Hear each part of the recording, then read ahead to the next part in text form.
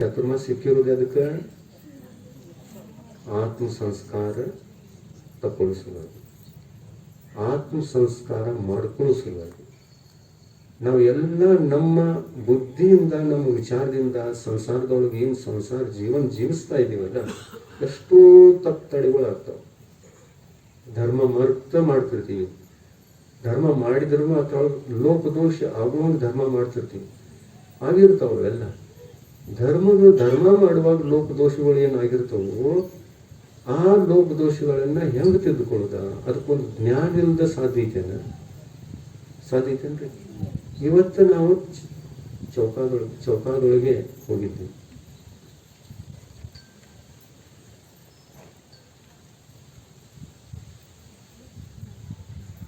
ಪಡಗಿಸ್ಕೊಂಡ್ರು, ಬಸ್ತಿ ಮುಂದೆ ಸುತ್ತ ಹಾಕಿದ್ರು. ಎಷ್ಟೋ ಜನರಿಗೆ ಸುತ್ತ ಹಾಕೋದು ಗೊತ್ತಿಲ್ಲ, ಬರೀ ನಮ್ಮನ್ನ ನೋಡ್ತಾರೆ, ಸುತ್ತ ಹಾಕೋದು ಗೊತ್ತಿಲ್ಲ. ಆಮೇಲೆ ಸುತ್ತ ಹಾಕ್ತಾ ಇದ್ದಾರೆ ಅಂತಂದ್ರೆ ಯಾವ ಥರ ಹಾಕಬೇಕು ಅದು ವಿಧಿ ಗೊತ್ತಿಲ್ಲ. ಯಾವ ಥರ ಮಾಡ್ತಾರಂತಂದ್ರೆ ಏನು ನಾವು ಜೀವನದೊಳಗೆ ಪ್ರಥಮ ಸಲ ಇದೇ ಬಾರಿಗೆ ಆಹಾರ ಕೊಡ್ತಿದ್ದೀವೇನೋ ಆ ಥರ. ಮೊದಲನೇ ಸಲನ ಪಡ್ಗಾಸ್ಕೊತಿದ್ದೀವಿ, ಮೊದಲನೇ ಸಲನ ಕೊಡ್ತಾ ಇದ್ದೀವಿ ಅನ್ನುವಂಥ ಇದು ಕಂಡು ಬರ್ತಿತ್ತು ಅಲ್ಲಿ ದೃಶ್ಯ. ಮೊದಲನೇ ಸಲನ ಕೊಡ್ತಾ ಇದ್ದಾರೆ ಅಂತ ಹಂಗೆ ಅನಿಸ್ತಿತ್ತು. ನಾವು ನಮ್ಮನ್ನು ನೋಡಿ ಎಷ್ಟೋ ಜನ ಹೆದರ್ತಾರೆ, ಮಾಡೋದಕ್ಕೆ ಬಂದ್ರೆ ನಾನು ತಪ್ಪಾಗ್ಬೇಕು ಅಂತ ಮೊದಲು ಗಡ್ಗಡ್ ನಡುತ್ತಿರ್ತಾರೆ. ಕೆಲವ್ರು ನಡುವೆ, ಎಲ್ಲರೂ ನಡುವಿಲ್ಲ. ಯಾಕಂದರೆ 2003 ಪ್ರಾಕ್ಟೀಸ್ ಆಗಿತ್ತು ಅಂದಮೇಲೆ ಕೆಲವೊಬ್ರು ಯಾರು ಕೊಟ್ಟಿದ್ದಾರೋ ಅವರೆಲ್ಲ ತಯಾರಿರ್ತಾರೆ. ಅಂಜಿಕೆ ಇಲ್ಲ ಅವರಿಗೆ. ಯಾವುದು ಭಕ್ತಿ ಮಾಡಬೇಕಂದ್ರೂ ಲೋಪದೋಷಗಳಿಗೆ ಹೆದರುದೇ ಇಲ್ಲ ಅವರು, ಮತ್ತು ಲೋಪದೋಷಗಳು ಆಗೋದೇ ಇಲ್ಲ. ಅದಕ್ಕೆ ಆಹಾರ ಕೊಡಬೇಕು ಅಂತಂದರೆ ನಾವು ಒಂದು 8 ದಿವಸ ಆದರೂ ಕಂಟಿನ್ಯೂ ಪಡ್ಗಾಸ್ಕೊಳ್ಬೇಕು. ಮತ್ತು ಯಾವ ದೃಷ್ಟಿಯಿಂದ ಪಡ್ಗಾಸ್ಕೊಳ್ಬೇಕು? ಕಲಿಯುವ ದೃಷ್ಟಿಯಿಂದ ಪಡ್ಗಾಸ್. ಯಾವ ಥರ ಮಾಡ್ತಾರೆ ಅದನ್ನು, ಯಾವ ಥರ ನಿಲ್ತಾರೆ, ಯಾವ ಥರ ಕರೀತಾರೆ. ಕರೀವಂಥದ್ದು ಒಂದು ಪದ್ಧತಿ ಇದೆಯಲ್ಲ. ಅತಿಥಿಗಳನ್ನು, ಅಂಥ ದಿಗಂಬರ ಗುರುಗಳನ್ನು, ಭಗವಂತರನ್ನು ಕರೆದು ಆಹಾರ ಮಾಡಿಸ್ಲಿಕ್ಕೆ ನಮ್ಮ ಮನೆಯೊಳಗೆ ನಮ್ಮ ಮನೆ ಪವಿತ್ರ ಮಾಡ್ಕೊಳ್ತೀವಿ, ನಮ್ಮ ಆತ್ಮವನ್ನು ಪವಿತ್ರ ಮಾಡ್ಕೊಳ್ತಕ್ಕಂಥ ಉದ್ದೇಶದಿಂದ ಪಡಗಾಸ್ಕೋದೀವಿ ಅಂತಂದರೆ ಅದಕ್ಕೊಂದು ಭಕ್ತಿ, ಅದಕ್ಕೊಂದು ವಿನಯ, ಅದಕ್ಕೆ ಇರ್ತಕ್ಕಂಥ ವಿಧಿವಿಧಾನಗಳೆಲ್ಲ ನಮಗೆ ಗೊತ್ತಿರುತ್ತೆ. ಆ ವಿಧಿವಿಧಾನಗಳನ್ನೆಲ್ಲ ಕಲಿತುಕೊಳ್ಳುವ ಉದ್ದೇಶದಿಂದ ನಾವು ಶಾಮೀಲಾಗಬೇಕು. ಮೊದಲು ಯಾವುದ್ರೊಳಗೆ? ಪಡಗಾಸ್ಕುವಂಥ ಕ್ರಿಯೆಯಲ್ಲಿ, ಆಹಾರ ಕೊಡುವಂಥ ಕ್ರಿಯೆಯಲ್ಲಿ ಶಾಮೀಲಾಗಬೇಕು. ಇದೆಲ್ಲ ಯಾರು ಮಾಡ್ಕೋತ ಬಂದಿದ್ದಾರೋ ಸಮಾಜದೊಳಗೆ ಅವರೇ ಮಾಡಬೇಕು. ಇದು ತೆಗೆಗೇನಿತ್ತಲ್ಲ ತೆಗೆದು ಹಾಕಿರಿ ಅದನ್ನು. ಮೊದಲಿಂದ ಅವರೇ ಮಾಡ್ತಿದ್ರು, ಅವ್ರು ಮಾಡಲಿ, ಇದೆಲ್ಲ ಕ್ರಿಯೆ ನಮಗೆ ಬೇಡ ಅನ್ನುವಂಥದ್ದು ಹೆಚ್ಚಿಂದ ಹೆಚ್ಚು ಯಾರ ಮನುಷ್ಯನಾಗ ಇರ್ತೈತಿ ಗೊತ್ತಲ್ರಿ? ಸಾಮಾನ್ಯವಾಗಿ ಎಲ್ಲರಲ್ಲಿ ಇರ್ತೈತಿ, ಹೆಚ್ಚು ಕಮ್ಮಿ. ಅದರ ವಿಶೇಷ ಈ ಪಕ್ಷದವ್ರಿಗೆ. ಇವ್ರು ತಮ್ಮ ಪಕ್ಷ ಬಿಟ್ಟ ಇವರು ಈ ಪಕ್ಷದಾಗ ಬರೋದೇ ಇಲ್ಲ. ಅವರು ಅಂಥ ವಿಚಾರಗಳನ್ನೆಲ್ಲ ದೂರ ಮಾಡ್ಕೋಬೇಕು. ಬೇಡ, ನಾವು ಕಲೀನು, ನಾವು ಮಾಡೋನು, ಸಮಾನ ರೂಪದಿಂದ ಭಾಗವಹಿಸಬೇಕು ಇಂಥ ಕ್ರಿಯೆಗಳಲ್ಲಿ. ನೀವು ಮತ್ತು ಮತ್ತೊಬ್ಬರು ನೀವೇನು ಮಾಡ್ತೀರಿ ಚೌಕಾದೊಳಗೆ ಅಥವಾ ಪಡಗಾಸ್ಕೋಟ್ನಾಗ? ನಮಗೆಲ್ಲ ಗೊತ್ತಿತ್ತು, ನಾವು ಮಾಡ್ತೇವೆ. ನೀವು ಒತ್ತಾಟಿ ಆಗ್ರಿ, ಅವ್ರನ್ನ ಒತ್ತಾಟಿ ಮಾಡಿರಿ. ಅವ್ರಿಗೇನು ಕಲಿಸ್ಲಿಲ್ಲ, ಕಲಿಯುವಂಥ ಚಾನ್ಸ್ ಕೊಡಲಿಲ್ಲ, ಅವ್ರನ್ನೇನು ಕರೀಲಿಲ್ಲ. ನಿಮ್ಗೆ ಗೊತ್ತೈತೆ ಅಂತೇಳಿ ನೀವು ಮುಂದಾಗ್ಬಿಟ್ರಿ. ಹಾಗೆ ಅಲ್ಲ. ಧರ್ಮದ ಈ ಎಲ್ಲ ನವದಾ ಭಕ್ತಿಗಳಿವೆ ನೋಡಿ. ಒಬ್ಬ ಮುನಿಗಳಿಗೆ ಆಹಾರ ಕೊಡೋದು ಅಂತಂದ್ರೆ ನವದಾ ಭಕ್ತಿ ಇಲ್ಲದೆ ಮುನಿಗಳ ಆಹಾರ ತಗೊಳ್ಳಲ್ಲ. ಮತ್ತು ನವದಾ ಭಕ್ತಿ ಇಲ್ಲದೆ ಶ್ರಾವಕರಿಗೆ ಕೊಡಲಿಕ್ಕೆ ಬರೋದೇ ಇಲ್ಲ, ಕೊಡಬಾರ್ದವರು. ನವದಾ ಭಕ್ತಿ ಇಲ್ಲದೆ ಆಹಾರ ಕೊಡಲೇಬಾರ್ದು. ಕಲ್ತುಕೊಂಡು ಕೊಡಬೇಕು, ಕಲಿಲ್ದು ಕೊಡಬಾರ್ದು. ಗೊತ್ತಿಲ್ಲ ಅಂತಂದ್ರೆ ಗೊತ್ತುಪಡಿಸ್ಕೋಬೇಕು, ಆಮೇಲೆ ಕೊಡಬೇಕು. ಆದರೆ ಗೊತ್ತಿಲ್ಲದೆ ಕೊಡಬಾರ್ದು, ದೋಷ ಬರ್ತದೆ. ಶುದ್ಧಿ ಹೇಳೋದು ಗೊತ್ತಿಲ್ಲ, ಹೇಳದೆ ಆಹಾರ ಕೊಟ್ರಿ ಅಂತಂದರೆ ಯಾರಿಗೆ ದೋಷ ಬರೋದೈತಿ? ನಿಮ್ಗೆ ಬರ್ತೈತಿ. ಆಮೇಲೆ ಗೊತ್ತಿಲ್ಲದವರು ನಮಗೆ ಕೊಡ್ತಾ ಇದ್ದಾರೆ ಅನ್ನೋದನ್ನು ನಾವು ಕಣ್ಣಿನಿಂದ ನೋಡ್ತಿರ್ತೀವಿ. ಅವಾಗ ನಮಗೇನು ಅನಿಸ್ತೈತಿ? ಇವ್ರಿಗೆ ಗೊತ್ತಿಲ್ಲ ಮತ್ತು ಕೊಡ್ತಾರಲ್ಲ, ಇವ್ರಿಗೂ ದೋಷ, ನಮಗೂ ದೋಷ. ಭಗವಂತ ಹೇಳಿದರು, ನವದಾ ಭಕ್ತಿ ಇಲ್ಲದ ಮುನಿಗಳ ಆಹಾರ ಮಾಡಬಾರ್ದು, ತಗೋಬಾರ್ದು, ಮನೆಯೊಳಗೆ ಪ್ರವೇಶ ಮಾಡಬಾರ್ದು. ನವದಾ ಭಕ್ತಿ ಇಲ್ಲದ ಆದಿನಾಥ್ ಭಗವಂತರಿಗೆ ಇದ ನವದಾ ಭಕ್ತಿ ಗೊತ್ತಿಲ್ದಕ್ಕ ಎಷ್ಟು ತಿಂಗಳ ಅಂತರಾಯ ಆಗಿತ್ತು? 6 ತಿಂಗಳ ಅಂತರಾಯ ಆಗಿತ್ತು. ಇದನ್ನು ಗೊತ್ತು ಮಾಡ್ಕೊಳ್ಳೋದು ಎಷ್ಟು ಅವಶ್ಯಕ ಅನ್ನೋದು ಕಲ್ಪನೆಗೆ ಬರ್ತಾ ಇದೆಯಲ್ಲ. ನವದಾ ಭಕ್ತಿಯದು ಮಹತ್ವ ಎಷ್ಟಿದೆ ಅನ್ನೋದು ಕಲ್ಪನೆಗೆ ಬರ್ತಾ ಇದೆಯಲ್ಲ. ಇದೇ ಬಹಳ ದೊಡ್ಡ ವಿಷಯ ಇದೆ. ಇದು ಬಹಳ ದೊಡ್ಡ ವಿಷಯ. ಇದನ್ನು ಕಲ್ಕೋಬೇಕು, ಪ್ರತಿಯೊಬ್ಬರೂ ಕಲ್ಕೋಬೇಕು. ತಮ್ಮ ಸ್ವರುಚಿಯಿಂದ ಕಲ್ಕೋಬೇಕು, ಸ್ವರುಚಿಯಿಂದ ಕಲ್ಕೋಬೇಕು. ಕಲ್ಕೋತಿರಲ್ಲ, ಮೌನ ಆಗಿರ್ಬೇಕು. ಕಲ್ಕೋತೀರಿ, ಎಲ್ಲರೂ ಬಡಗಾಸ್ಕೋತೀರಿ, ಅಂಜಿಕಿಲ್ದ. ನೋಡಿ ಎಷ್ಟು ಮಂದಿಗೆ ಆಹಾರ ಕೊಡೋ ಇಚ್ಛೆ ಐತಿ, ಇಷ್ಟು ಮಂದಿಗೆ ಆಹಾರ ಕೊಡೋ ಇಚ್ಛೆ ಇಷ್ಟು ಮಂದಿಗೆಲ್ಲ ಐತಿ. ಆದ್ರೆ ಕಲ್ಕೋತೀವಿ ಈ ನವದಾ ಭಕ್ತಿಗಳನ್ನು. ನವದಾ ಭಕ್ತಿ ಅಂದರೆ ಏನೇನು ಇವತ್ತು ಸ್ವಲ್ಪ ಅದನ್ನು ತಿಳಿಸ್ತೀವಿ. ಅಂದರೆ ಸಂಸ್ಕಾರ ಶಿಬಿರದು. ಎಂಥ ಶಿಬಿರ?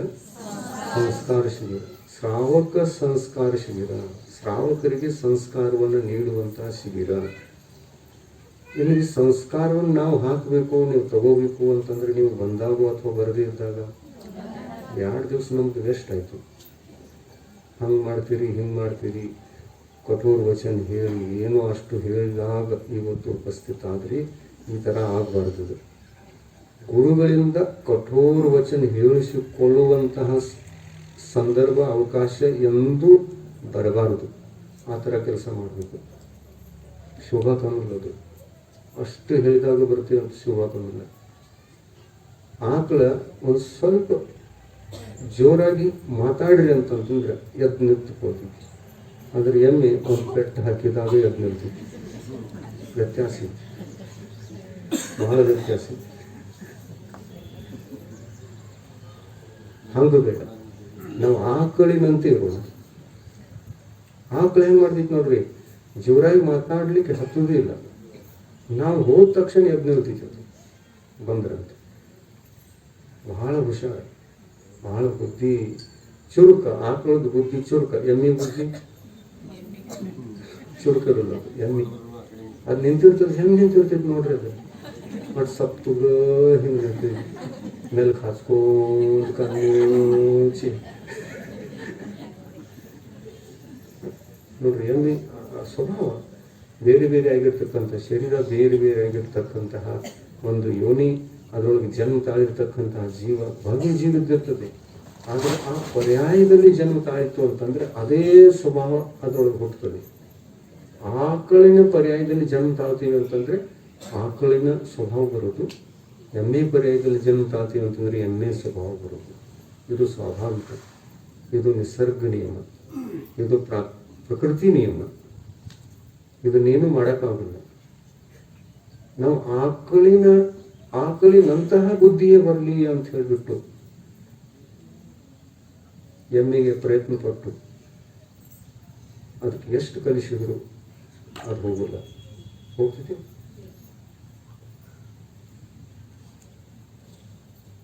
ನಾ ಬಂದಾಗ ಪೆಟ್ಟು ಹೊಡಿ ಹಚ್ಚಬಾರ್ದು ನೋಡ್ರಿ, ಎದ್ದು ನಿಲ್ತವ ಅಂತಂದ್ರೆ ಅದು ಕೇಳ್ತೈತಿ. ಮರುದಿವ್ಸ ಮತ್ತೆ ನಾ ಬಂದ ತಕ್ಷಣ ನನ್ನ ನೋಡಿ ಎದ್ದು ನಿಲ್ಲಲ್ಲ ಹೆಂಗಂತೈತಿ. ನಾಳೆ ತನಕ ನಾವು ಮರಿತನ ಗಪ್ಪಿರ್ಲಿ. ಯಾವ ಜೀವಿಗಳ ಸ್ವಭಾವವನ್ನು ಯಾರೂ ಚೇಂಜ್ ಮಾಡಕ್ಕೆ ಸಾಧ್ಯ ಇಲ್ಲ, ಇದು ಸತ್ಯ. ಆದರೆ ಇಷ್ಟು ಒಂದು ಸಂಸಾರದಲ್ಲಿರ್ತಕ್ಕಂತಹ ಜೀವರಾಶಿಗಳಲ್ಲಿ ಎಲ್ಲಕ್ಕಿಂತ ಬುದ್ಧಿವಂತ ಯಾರು? ಯಾವ ಜೀವಿ ಹೇಳಿ ನೋಡೋಣ? ಮನುಷ್ಯ. ಮನುಷ್ಯನಷ್ಟು ಬುದ್ಧಿವಂತ ಯಾರೂ ಇಲ್ಲ. ಆದರೆ ಮನುಷ್ಯ ತನ್ನ ಸಂಸ್ಕಾರಗಳಿಂದ ಬಹಳ ದೂರ ಆಗಿದ್ದಾನೆ ಅಂತಂದರೆ ಅಲ್ಲಿ ಬುದ್ಧಿ ಕಮ್ಮಿ ಇರಬಹುದು. ಆದರೆ ಸಂಸ್ಕಾರವಂತನಾಗಿ ತನ್ನ ಬುದ್ಧಿಯನ್ನು ಸರಿಪಡಿಸಿಕೊಳ್ತಾನೆ ಅನ್ನುವಂಥ ಯೋಗ್ಯತೆ, ಪಾತ್ರತೆ ಆತನಿಗಿರ್ತದೆ ಅಥವಾ ಇಲ್ಲ? ಇರ್ತದೆ. ಅದೇ ನಾವು ಬೇರೆ ಪರ್ಯಾಯದಲ್ಲಿ ಹುಟ್ಟಿರ್ತಕ್ಕಂಥ ಆ ಪ್ರಾಣಿಗಳಿಗೆ ಕಲಿಸೋಕ್ಕಾಗಲ್ಲ. ಭಾಳ ಕಲಿಸಿದಾಗ ತಯಾರಾಗ್ತವೆ ಬಿಡ್ರಿ. ಒಂದು ಆನೆಗೆ ಡ್ರಾಯಿಂಗ್ ತೆಗಿ ಅಂತಂದ್ರೆ ಡ್ರಾಯಿಂಗ್ ತೆಗೆದು ತೋರಿಸ್ತಾರೆ. ಒಂದು ಆನೆ ಅದಕ್ಕೆ ಬ್ರಷ್ ಕೊಟ್ಟು ಕಲರ್ ಕೊಟ್ಟು ಆನೆ ಚಿತ್ರ ಅಂತ ತೋರಿಸು ಅಂತಂದರೆ ಆನೆ ಚಿತ್ರ ತೆಗೆದು ತೋರಿಸ್ಬೋದು. ಇಂಥ ಆನೆಗಳು ಒಂದೋ ಎರಡೋ ಈ ಥರ ಬಹಳ ಕಡಿಮೆಯಾಗಿ ಇರ್ತಿರ್ತವೆ. ಯೂಟ್ಯೂಬ್ನಲ್ಲಿ ಒಂದು ಬಂದಿತ್ತು ಈ ಚಿತ್ರ. ಹೇಗೆ ಬಂದಿತ್ತು ಗೊತ್ತಾ? ಆನೆಗೆ ಆನೆ ಚಿತ್ರ ತೆಗೆಯುವುದನ್ನು ಕಲಿಸಿದ್ದ. ಎಷ್ಟು ಕಷ್ಟ ಇದೆ ನೋಡ್ರಿ, ಎಷ್ಟು ಕಷ್ಟ ಇದೆ ನೋಡ್ರಿ. ಕಲಿಬೋದ ಆನೆ ಚಿತ್ರ ತೆಗೆಯೋದು. ಅದ್ರ ತೆಗೀತು. ಅದು ದೊಡ್ಡ ಆನೆ ಅಲ್ಲ, ಸಣ್ಣ ಆನೆ. 1 ವರ್ಷ 2 ವರ್ಷದ್ದಿರ್ಬೋದು, ಅಷ್ಟು ಸಣ್ಣ ಆನೆ. ಅದ್ಭುತ. ಆನೆನೂ ಕಲಿಬಹುದು ಆನೆ ಚಿತ್ರ ತೆಗೆಯೋದನ್ನು. ಮನುಷ್ಯನೇ ತೆಗಿತಾನಂತಲ್ಲ. ಆದ್ರೆ ಆನೆಗಿಂತ ಸುಂದರವಾಗಿ ತೆಗೆಯುವಂಥವ್ರು ಯಾರು? ಮನುಷ್ಯ. ಅಂದ್ರೆ ಮನುಷ್ಯ 4 ಗತಿಗಳಲ್ಲಿ ಶ್ರೇಷ್ಠವಾದ ಪ್ರಾಣಿ, ಶ್ರೇಷ್ಠವಾದ ಆತ್ಮ. ಮನುಷ್ಯನಷ್ಟು ಬುದ್ಧಿಶಕ್ತಿ ಯಾರಿಗೂ ಇಲ್ಲ. ಆ ಕಾರಣದಿಂದ ಮನುಷ್ಯ ಗತಿಯಿಂದಲೇ ಮೋಕ್ಷ ಇದೆ. ಮನುಷ್ಯ ಗತಿಯಿಂದ ಮೋಕ್ಷ ಇದೆ.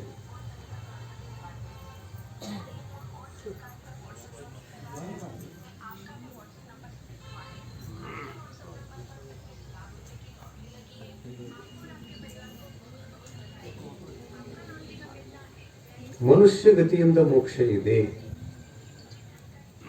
ಯಾಕೆ? ಒಂದೇ ಕಾರಣ, ಮನುಷ್ಯನಲ್ಲಿ ಸಕಲ ಯೋಗ್ಯತೆಗಳೂ ಕೂಡ ಇವೆ. ಆ ಯೋಗ್ಯತೆಗಳು ಮಲಗಿರಬಹುದು, ಸಂಸ್ಕಾರ ಇಲ್ಲದೇ ಕಾರಣ. ಆದರೆ ಮನುಷ್ಯನಲ್ಲಿ ಪ್ರತಿಯೊಂದು ಯೋಗ್ಯತೆ ಇದೆ. ಎಂಥ ಮನುಷ್ಯನಾದರೂ ಕಲಿಯಬಹುದು. ಅದಕ್ಕಾಗಿ ಮನುಷ್ಯ ಪರ್ಯಾಯದಲ್ಲಿ ಪಡೆದುಕೊಳ್ತಕ್ಕಂಥ ಸಂಸ್ಕಾರ ಇನ್ನು ಯಾವ ಗತಿಯಲ್ಲೂ ಕೂಡ ಸಿಕ್ಕೋಲ್ಲ, ಯಾವ ಗತಿಯಲ್ಲೂ ಹುಟ್ಟಲ್ಲ ಅಂಥ ಸಂಸ್ಕಾರಗಳು. ಮನುಷ್ಯ ಎಲ್ಲ ಸಂಸ್ಕಾರಗಳಿಂದ ಸಂಸ್ಕಾರಿತನಾಗಿ ಮುಕ್ತಿಯನ್ನು ಸಾಧಿಸಿಕೊಳ್ಳಬಲ್ಲ. ಅದಕ್ಕಾಗಿಯೇ ಮತ್ತು ಮನುಷ್ಯನಿಗೆ ಪೂಜ್ಯತೆ ಇದೆ. ಮನುಷ್ಯನೇ ಪೂಜ್ಯನಾದ ಈ ಭೂಮಿಯ ಮೇಲೆ. ತಿರ್ಯಂಚ ಪ್ರಾಣಿಗಳು ಪೂಜ್ಯ ಅವಸ್ಥೆಯನ್ನು ಪಡೆಯಲಿಲ್ಲ. ಸ್ವರ್ಗದಲ್ಲಿರ್ತಕ್ಕಂತಹ ದೇವತೆಗಳಿಗೂ ಕೂಡ ಆ ಪೂಜ್ಯತೆ ಒದಗಿ ಬರಲಿಲ್ಲ, ಮನುಷ್ಯರಿಗೆ ಇರುವಂತಹ ಪೂಜ್ಯತೆ. ನರಕದಲ್ಲಿ ನಾರಕಿ ಜೀವಿಗಳು ಕೂಡ ನಾರಕಿ ಜೀವಿಗಳು, ಅವುಗಳಿಗಂತೂ ಪೂಜ್ಯತೆ ಇಲ್ಲವೇ ಇಲ್ಲ.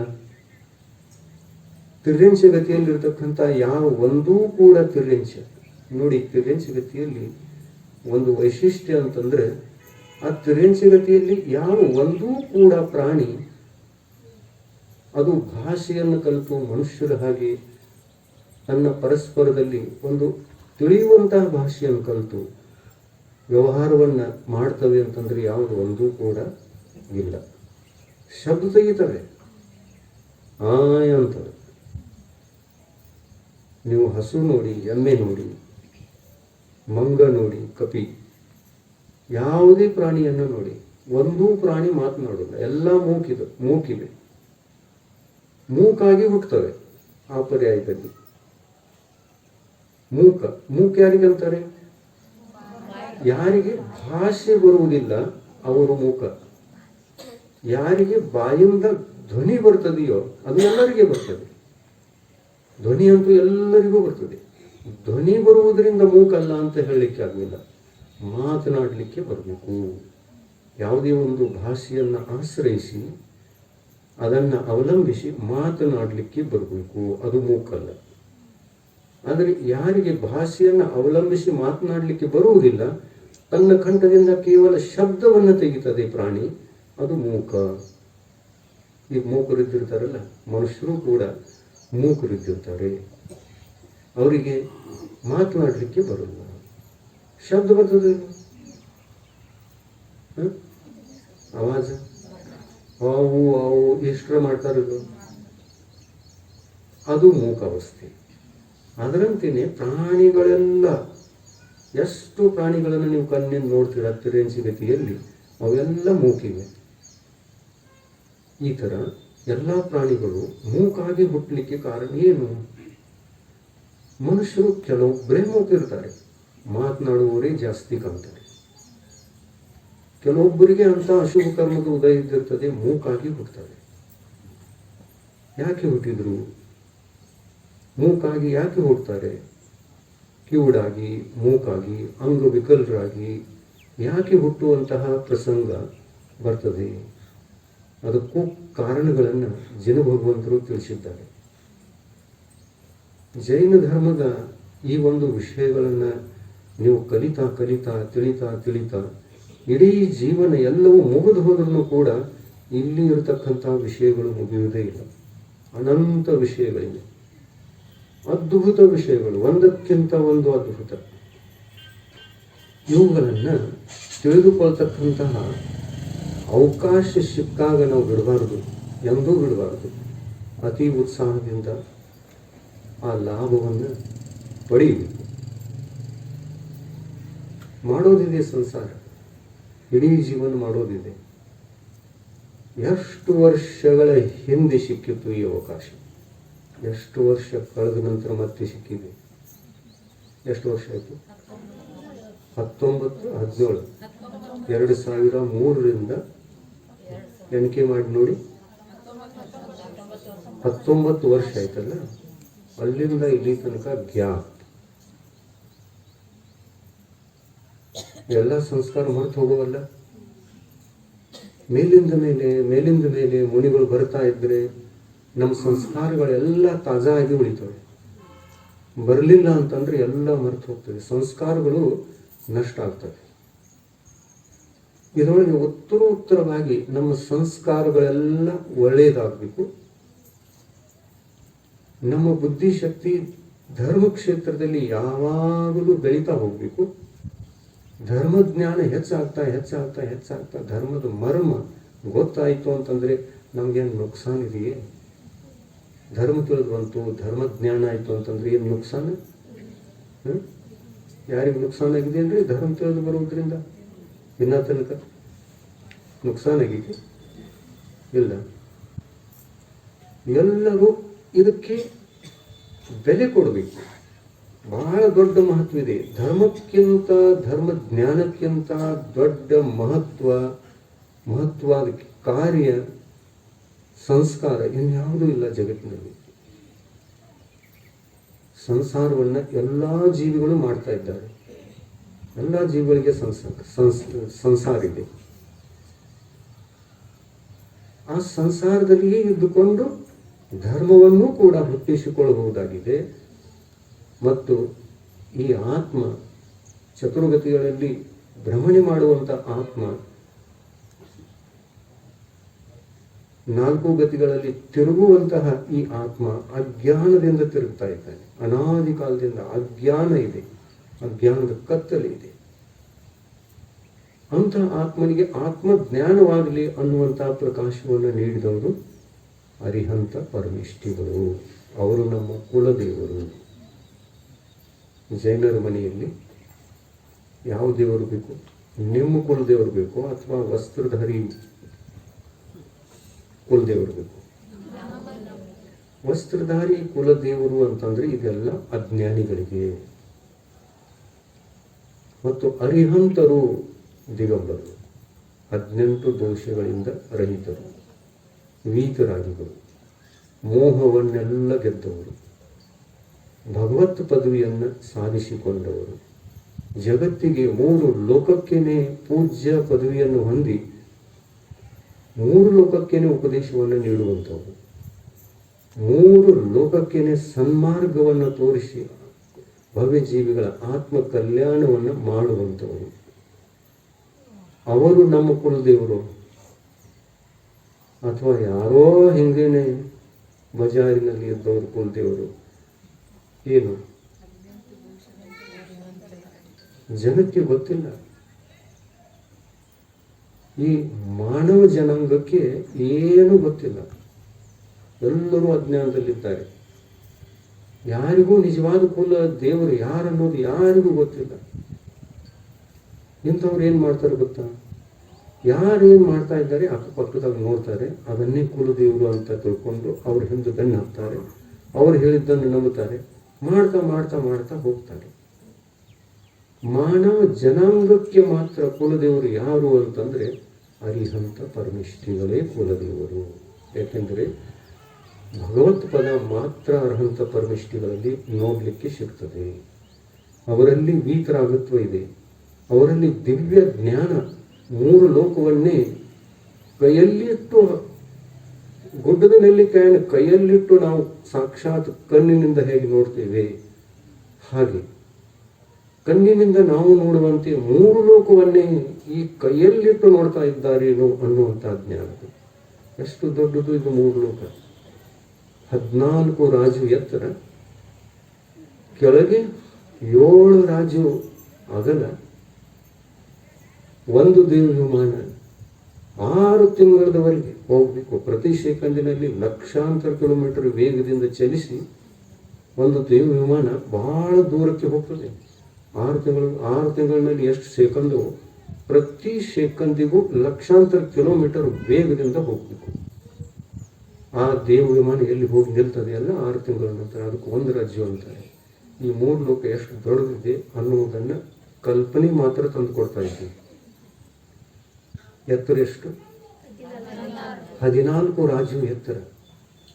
ಒಂದು ದೇವ ವಿಮಾನ ಅದೋ ಲೋಕದಲ್ಲಿ ಎಲ್ಲಿ ಲೋಕ ಶುರು ಆಗ್ತದೆಯೋ, ಯೋನಿ ನರಕ ಎಲ್ಲಿದೆಯಲ್ಲ ಅದರ ಕೆಳಗೆ ಮತ್ತೊಂದು ಸ್ವಲ್ಪ ಕ್ಷೇತ್ರವನ್ನು ಬಿಟ್ಟು ಎಲ್ಲಿ ವಾತವಲಯಗಳೆಲ್ಲ ಪೂರ್ಣ ಆಗ್ತದೆ, ಅಂತಿಮ ವಾತವಲಯದಲ್ಲಿ ನಿಂತ್ಕೊಂಡು ಒಬ್ಬ ದೇವ ಶುದ್ಧ ಶಿಲೆಯ ಸ್ಥಾನದಲ್ಲಿ ಇರುವಂತಹ ಸಿದ್ಧ ಪರಮಿಷ್ಠಿಗಳನ್ನು ತಲುಪಬೇಕು.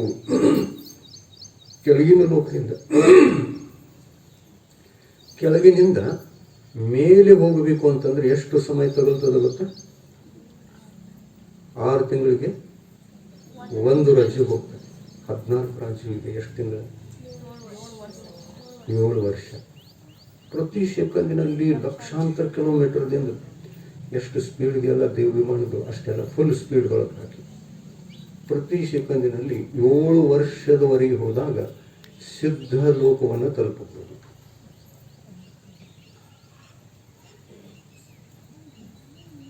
ಅಷ್ಟು ದೊಡ್ಡದಿದೆ ಲೋಕ. ಮತ್ತು ಅರ್ಹಂತ ಪರಮೇಷ್ಠಿಗಳ ಜ್ಞಾನದಲ್ಲಿ ಅಂಥ ಲೋಕ ಯಾವ ಥರ ಅವರ ಆತ್ಮನಲ್ಲಿ ಹೊಳಿತದೆ ಅಂತಂದರೆ, ನಮ್ಮ ಕೈಯಲ್ಲಿ ನೆಲ್ಲೆಕಾಯಿಯನ್ನು ಇಟ್ಟು ಹೀಗೆ ನೋಡ್ತೀವಲ್ಲ, ಹಾಗೆ ಕೇವಲ ಜ್ಞಾನದಲ್ಲಿ ನೆಲ್ಲೆಕಾಯಿಯಂತೆ ಹೊಳಿತದೆ ಮೂರು ಲೋಕ. ಇಷ್ಟೆಲ್ಲ ಮೂರು ಲೋಕ ಆತ್ಮನೊಳಗೆ ಹೊಳಿತದೆ. ಕಣ್ಣಿನಿಂದ ನೋಡಲ್ಲ. ಭಗವಂತರು ತಮ್ಮ ಕಣ್ಣುಗಳನ್ನು ಉಪಯೋಗಿಸಿಕೊಳ್ಳುವುದೇ ಇಲ್ಲ. ಇವು ಚರ್ಮಚಕ್ಷುಗಳು, ಇವು ಕಣ್ಣುಗಳು, ಶರೀರಕ್ಕೆ ಇರುವಂತಹ ಕಣ್ಣುಗಳು. ಇವು ಬಾಹ್ಯ ಚಕ್ಷುಗಳು. ಅಂತರಂಗ ಚಕ್ಷು ಯಾವುದು? ಕೇವಲ ಜ್ಞಾನ. ಎಲ್ಲಕ್ಕಿಂತ ವಿಶದವಾಗಿ ಸಂಪೂರ್ಣವಾಗಿ ತಿಳಿಯತಕ್ಕಂತಹ ಒಳಗನ್ನು, ಅದು ಕೇವಲ ಜ್ಞಾನ. ಆ ಒಳಗಣ್ಣನ್ನು ಉದ್ಘಾಟಿಸುವಂತಹ ಶಕ್ತಿ ಮನುಷ್ಯ ಪರ್ಯಾಯಕ್ಕೆ ಮಾತ್ರ ಇದೆ. ಇನ್ಯಾವ ಪರ್ಯಾಯದಲ್ಲೂ ಆ ಒಳಗನ್ನು ಪ್ರಕಟವಾಗಲಿಕ್ಕೆ ಶಕ್ಯವೇ ಇಲ್ಲ. ಅಷ್ಟೊಂದು ದಿವ್ಯ ಶಕ್ತಿಯನ್ನು ಉದ್ಘಾಟಿಸುವಂಥ ಕುಲ ಪರಂಪರೆಯಲ್ಲಿ ಆಗಿ ಹೋಗಿರತಕ್ಕಂಥ ಅನಂತ ಅರ್ಹಂತ ಪರಮೇಷ್ಠಿಗಳು ಜೈನರಿಗೆ ಕುಲದೇವರು. ನೀವು ಯಾವ ಕುಲದವರು? ಜೈನ ಕುಲದವರು. ಜೈನ ಕುಲದವರಿಗೆ ನಿಜವಾದ ಕುಲದೇವರು ಯಾರು? ಅರಿಹಂತ ಪರಮೇಷ್ಠಿಗಳು. ನಿಮ್ಮ ಮನೆಯಲ್ಲಿ ಹೋಗಿ ನೋಡಿದರೆ ನೀವು ಜೈನರು ಇದೇರೋ ಇಲ್ಲೋ ಅದ ಗೊತ್ತಾಗಲ್ಲ. ಕನ್ಫ್ಯೂಷನ್ ಆಗಿಬಿಡ್ತದೆ ಮುನಿಗಳಿಗೆ. ಕನ್ಫ್ಯೂಷನ್. ಯಾಕೆ ಅವ್ರು ಕೇಳಿ ನೋಡಿತು ಅಂತಂದರೆ ನಮ್ಮ ಕುಲದೇವ್ರಿ ಅದ್ರಿ ಇದ್ರಿ ಸರಾಗವಾಗಿ ಹೇಳ್ತಾರೆ, ಯಾವುದೂ ಸಂಕೋಚ ಇಲ್ಲ. ಯಾವುದಿದೆ ಅದನ್ನು ಹೇಳ್ತಾರೆ, ಹೆಸರು ತಗೊಂಡು ಹೇಳ್ತಾರೆ ಅವರು. ನಮ್ಮ ಕುಲದೇವರು ಆ ದೇವಿ, ನಮ್ಮ ಕುಲದೇವರು ಈ ದೇವ, ಸರಾಗವಾಗಿ ಹೇಳ್ತಾರೆ. ಜೈನರಿಗೆ ಜೈನ ಧರ್ಮವೇ ಗೊತ್ತಿಲ್ಲ, ಜೈನರಿಗೆ ಜೈನ ಕುಲದ ತಮ್ಮ ಆರಾಧ್ಯ ದೇವರ ಹೆಸರು ಗೊತ್ತಿಲ್ಲ. ಇಂಥ ಪರಿಸ್ಥಿತಿಯಲ್ಲಿ ಕೂಡ ನಮ್ಮ ಜೈನ ಸಮಾಜ ಇವತ್ತು ಜೀವಿಸ್ತಾ ಇದೆ. ಎಷ್ಟು ಕೆಳಮಟ್ಟದಲ್ಲಿದೆ ಅಂತಂದರೆ ಅದನ್ನು ಎತ್ತಲಿಕ್ಕೆ ಬಹಳ ಸಮಯ ಹಿಡಿದಿತ್ತು ಅಂತ ಅನಿಸ್ತದೆ. ಯಾರು ತಿಳಿಸಿ ಹೇಳೋರು, ತಿಳಿಸಿ ಹೇಳುವವರು ಕೂಡ ಸಂಖ್ಯೆ ಕಮ್ಮಿ ಇದೆ, ಹೇಳೋರು ಯಾರು. ಮತ್ತು ಚಿಂತನಂತೂ ಯಾರೂ ಮಾಡೋಲ್ಲ. ನಾವು ಜೈನರು ಅಂತಂದರೆ ನಮ್ಮ ಧರ್ಮ ಯಾವುದು, ನಮ್ಮ ಸಂಸ್ಕಾರ ಏನು, ನಾವು ಮಾಡುವಂಥ ಕೆಲಸಗಳೇನು, ನಾವು ಮನೆಯಲ್ಲಿ ಹೇಗಿರಬೇಕು, ಎಂತಿರಬೇಕು, ಯಾರಿಗೊಬ್ಬರಿಗೂ ಚಿಂತೆ ಚಿಂತನ ಇಲ್ಲವೇ ಇಲ್ಲ. ಅದಕ್ಕಾಗಿ ಜೈನ ಸಮಾಜ ಜೈನ ಸಮಾಜದಂತೆ ಕಾಣೋದೇ ಇಲ್ಲ. ನಾವು ಯಾರು ಹೆಮ್ಮೆಯಿಂದ ಹೇಳಬೇಕು, ನಾವು ಜೈನರು. ನಾವು ಯಾರು, ನಮ್ಮ ಕುಲದೇವರು ಯಾರು ಹೆಮ್ಮೆಯಿಂದ ಹೇಳಬೇಕು, ನಮ್ಮ ಕುಲದೇವರು ಅರ್ಹಂತ ಪರಮಿಷ್ಠಿ. ನಾವು ಹೆಮ್ಮೆಯಿಂದ ಹೇಳಬೇಕು, ನಮ್ಮ ಕುಲಗುರು ಯಾರು, ವಸ್ತ್ರಧಾರಿಯೋ ಅಥವಾ ದಿಗಂಬರ. ದಿಗಂಬರ ಗುರು ನಮ್ಮ ಕುಲಗುರು. ನಾವು ಸಂಸ್ಕಾರಗಳನ್ನು ಪಡಿತೀವಿ ಅಂತಂದ್ರೆ ಕುಲದೇವರಿಂದ ಪಡಿತೀವಿ ಅಥವಾ ಕುಲಗುರುಗಳಿಂದ? ಯಾರಿಂದ ಪಡಿತೀವಿ? ಕುಲಗುರುಗಳಿಂದ. ಸ್ವಲ್ಪ ಎಚ್ಚೆತ್ತುಕೊಳ್ಳಿ, ಸಂಸ್ಕಾರಗಳನ್ನೆಲ್ಲ ಚೇಂಜ್ ಮಾಡ್ಕೊಳ್ಳಿ. ಏನು ಮಾಡಬೇಕು? ನೀವು ಜೈನರು, ಹೆಮ್ಮೆ ಇದೆಯಲ್ಲೋ ನಾವು ಜೈನರು ಅಂತ. ಉತ್ತಮ ಕುಲದಲ್ಲಿ ಜನ್ಮ ಆಗಿದೆಯಾ ಅನ್ನುವುದಕ್ಕೆ ಹೆಮ್ಮೆ ಇದೆಯೋ ಅಥವಾ ಇಲ್ಲ? ಅದಕ್ಕೆ ಬೆಲೆ ಕೊಟ್ಟಿದ್ದೀರೋ ಅಥವಾ ಇಲ್ಲ? ಅದಕ್ಕೆ ಒಂದು ವೇಳೆ ನೀವು ಬೆಲೆ ಕೊಟ್ಟಿದ್ದೀರಿ ಅಂತಂದರೆ ನಿಮ್ಮ ಮನೆ ಹೇಗಿರಬೇಕು? ಜೈನರ ಮನೆ ಹಾಗೆ ಕಾಣಬೇಕು. ಯಾವ ಥರ ಇರಬೇಕು? ನಿಮ್ಮ ಮನೆಯ ಗೋಡೆಗಳ ಮೇಲೆ ಏನೇನು ಹಚ್ಚಿರ್ತಾರೆ ನಿಮಗೆ ಗೊತ್ತು. ಅಲ್ಲಿ ಕುಲದೇವರ ಫೋಟೋಗಳಿರಬೇಕು, ಚಿತ್ರಗಳಿರಬೇಕು, ಕುಲ ಗುರುಗಳ ಫೋಟೋ ಚಿತ್ರ ಇರಬೇಕು, ಅಥವಾ ಮತ್ತೆ ಯಾವ್ದು ಇರಬೇಕು? ಯಾವ್ದಿರ್ಬೇಕ್ರಿ? ಈ ಕಡೆ ಹೇಳ್ರಲ್ಲ, ಸ್ವಲ್ಪ ಕೇಳ್ಕದಿರಲಿಲ್ಲ, ಕಿವ್ಯಾಗ ಕೇಳಿಸ್ಕೊಂತಿಲ್ಲ. ಜೈನರಲ್ಲ ನೀವು? ಇಷ್ಟು ಕೆಲಸ ಮಾಡ್ತೀರಾ? ಮೊದಲು ಆತ್ಮನೊಳಗಿಂದ ಮಿಥ್ಯಾತ್ವ ಹೋಗೋದು ಬೇಡ, ಗೋಡೆ ಮೇಲಿಂದ ಮಿಥ್ಯಾತ್ವ ಮೊದಲು ಹೋಗಿ. ಮಿಥ್ಯಾತ್ವನೂ ಗೋಡೆನೂ ಮಿಥ್ಯಾತ್ವ ಆಗಿದೆ. ಏನು ಹೇಳೋದು? ಗೋಡೆನೂ ಮಿಥ್ಯಾತ್ವ. ಆ ಗೋಡೆಗಳ ಮೇಲೆ ವಸ್ತ್ರಧಾರಿ ಆತ್ಮರು ಕಂಡು ಬರ್ತಾರೆ, ವಸ್ತ್ರಧಾರಿ. ಅದು ಕುಲದೇವರು ಹೇಗೆ? ನೀವು ವಸ್ತ್ರಧಾರಿ, ಅದೂ ವಸ್ತ್ರಧಾರಿ. ಅದು ಕುಲದೇವರು ಆಗಲಿಕ್ಕೆ ಹೇಗೆ ಶಕ್ಯ? ಕೇಳ್ತಿದ್ದೀರಲ್ಲ? ನಾನು ಸುಮ್ಮನೆ ಎಲ್ಲಿ ಅರ್ಗಾಡ್ಸ್ಕಿದ್ರು?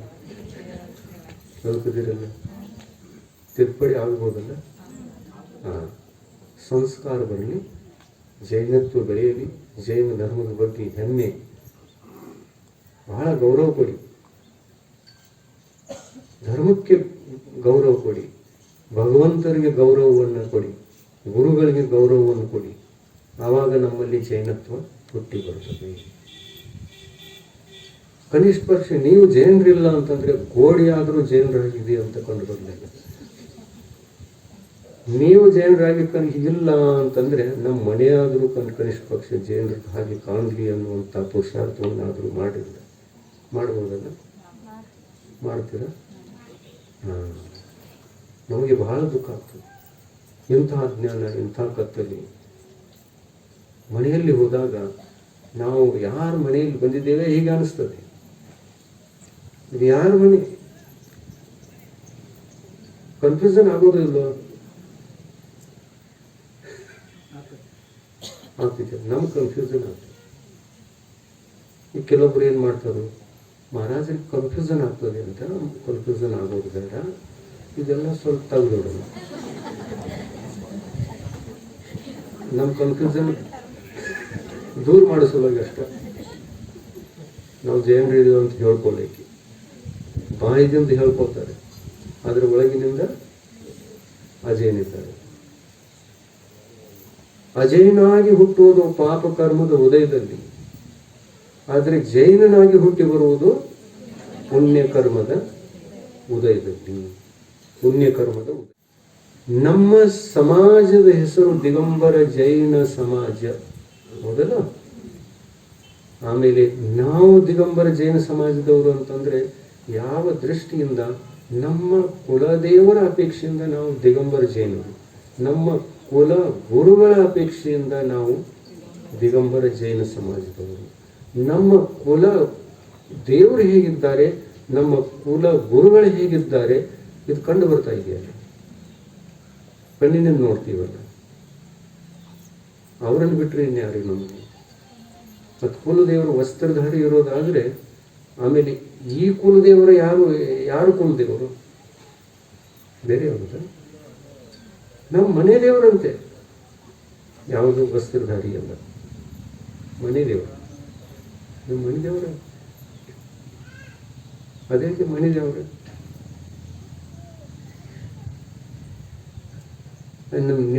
ನೀವು ಜೈನರು ದಿಗಂಬರ ಜೈನ ಅಂತ ಹೇಳ್ತೀರಾ, ಎಲ್ಲಾದರೂ ಯಾರಾದರೂ ಕೇಳ್ರಿ ಅಂತಂದ್ರೆ ಯಾರವಪ್ಪ ಅಂತ ಕೇಳಿದಾಗ ಜೈನರಾವ್. ಅಲ್ಲಿ ಹೋಗಿ ಜೈನರಾವ್ ಅಂತ ಹೇಳ್ತೀರಿ, ಮತ್ತು ಇಲ್ಲಿ ವಸ್ತ್ರಧಾರಿ ದೇವರನ್ನು ಮನೆ ದೇವರಂತ ಮಾಡಿದ್ದೀರಿ ಅಂದಮೇಲೆ ದೊಡ್ಡ ಪ್ರಶ್ನೆ ಉಂಟಾಗ್ತದೆ. ಇಲ್ಲಿ ಯಾವ ಪ್ರಶ್ನೆ ಉಂಟಾಗ್ತದೆ ಅಂತಂದರೆ, ನಿಮ್ಮ ಕುಲದೇವರು ವಸ್ತ್ರಧಾರಿ, ಮತ್ತು ನಿನಗೆ ವಿಚಾರಿಸಿದ್ರೆ ನೀವು ದಿಗಂಬರ ಜೈನ ಅಂತ ಹೇಳ್ತೀವಿ.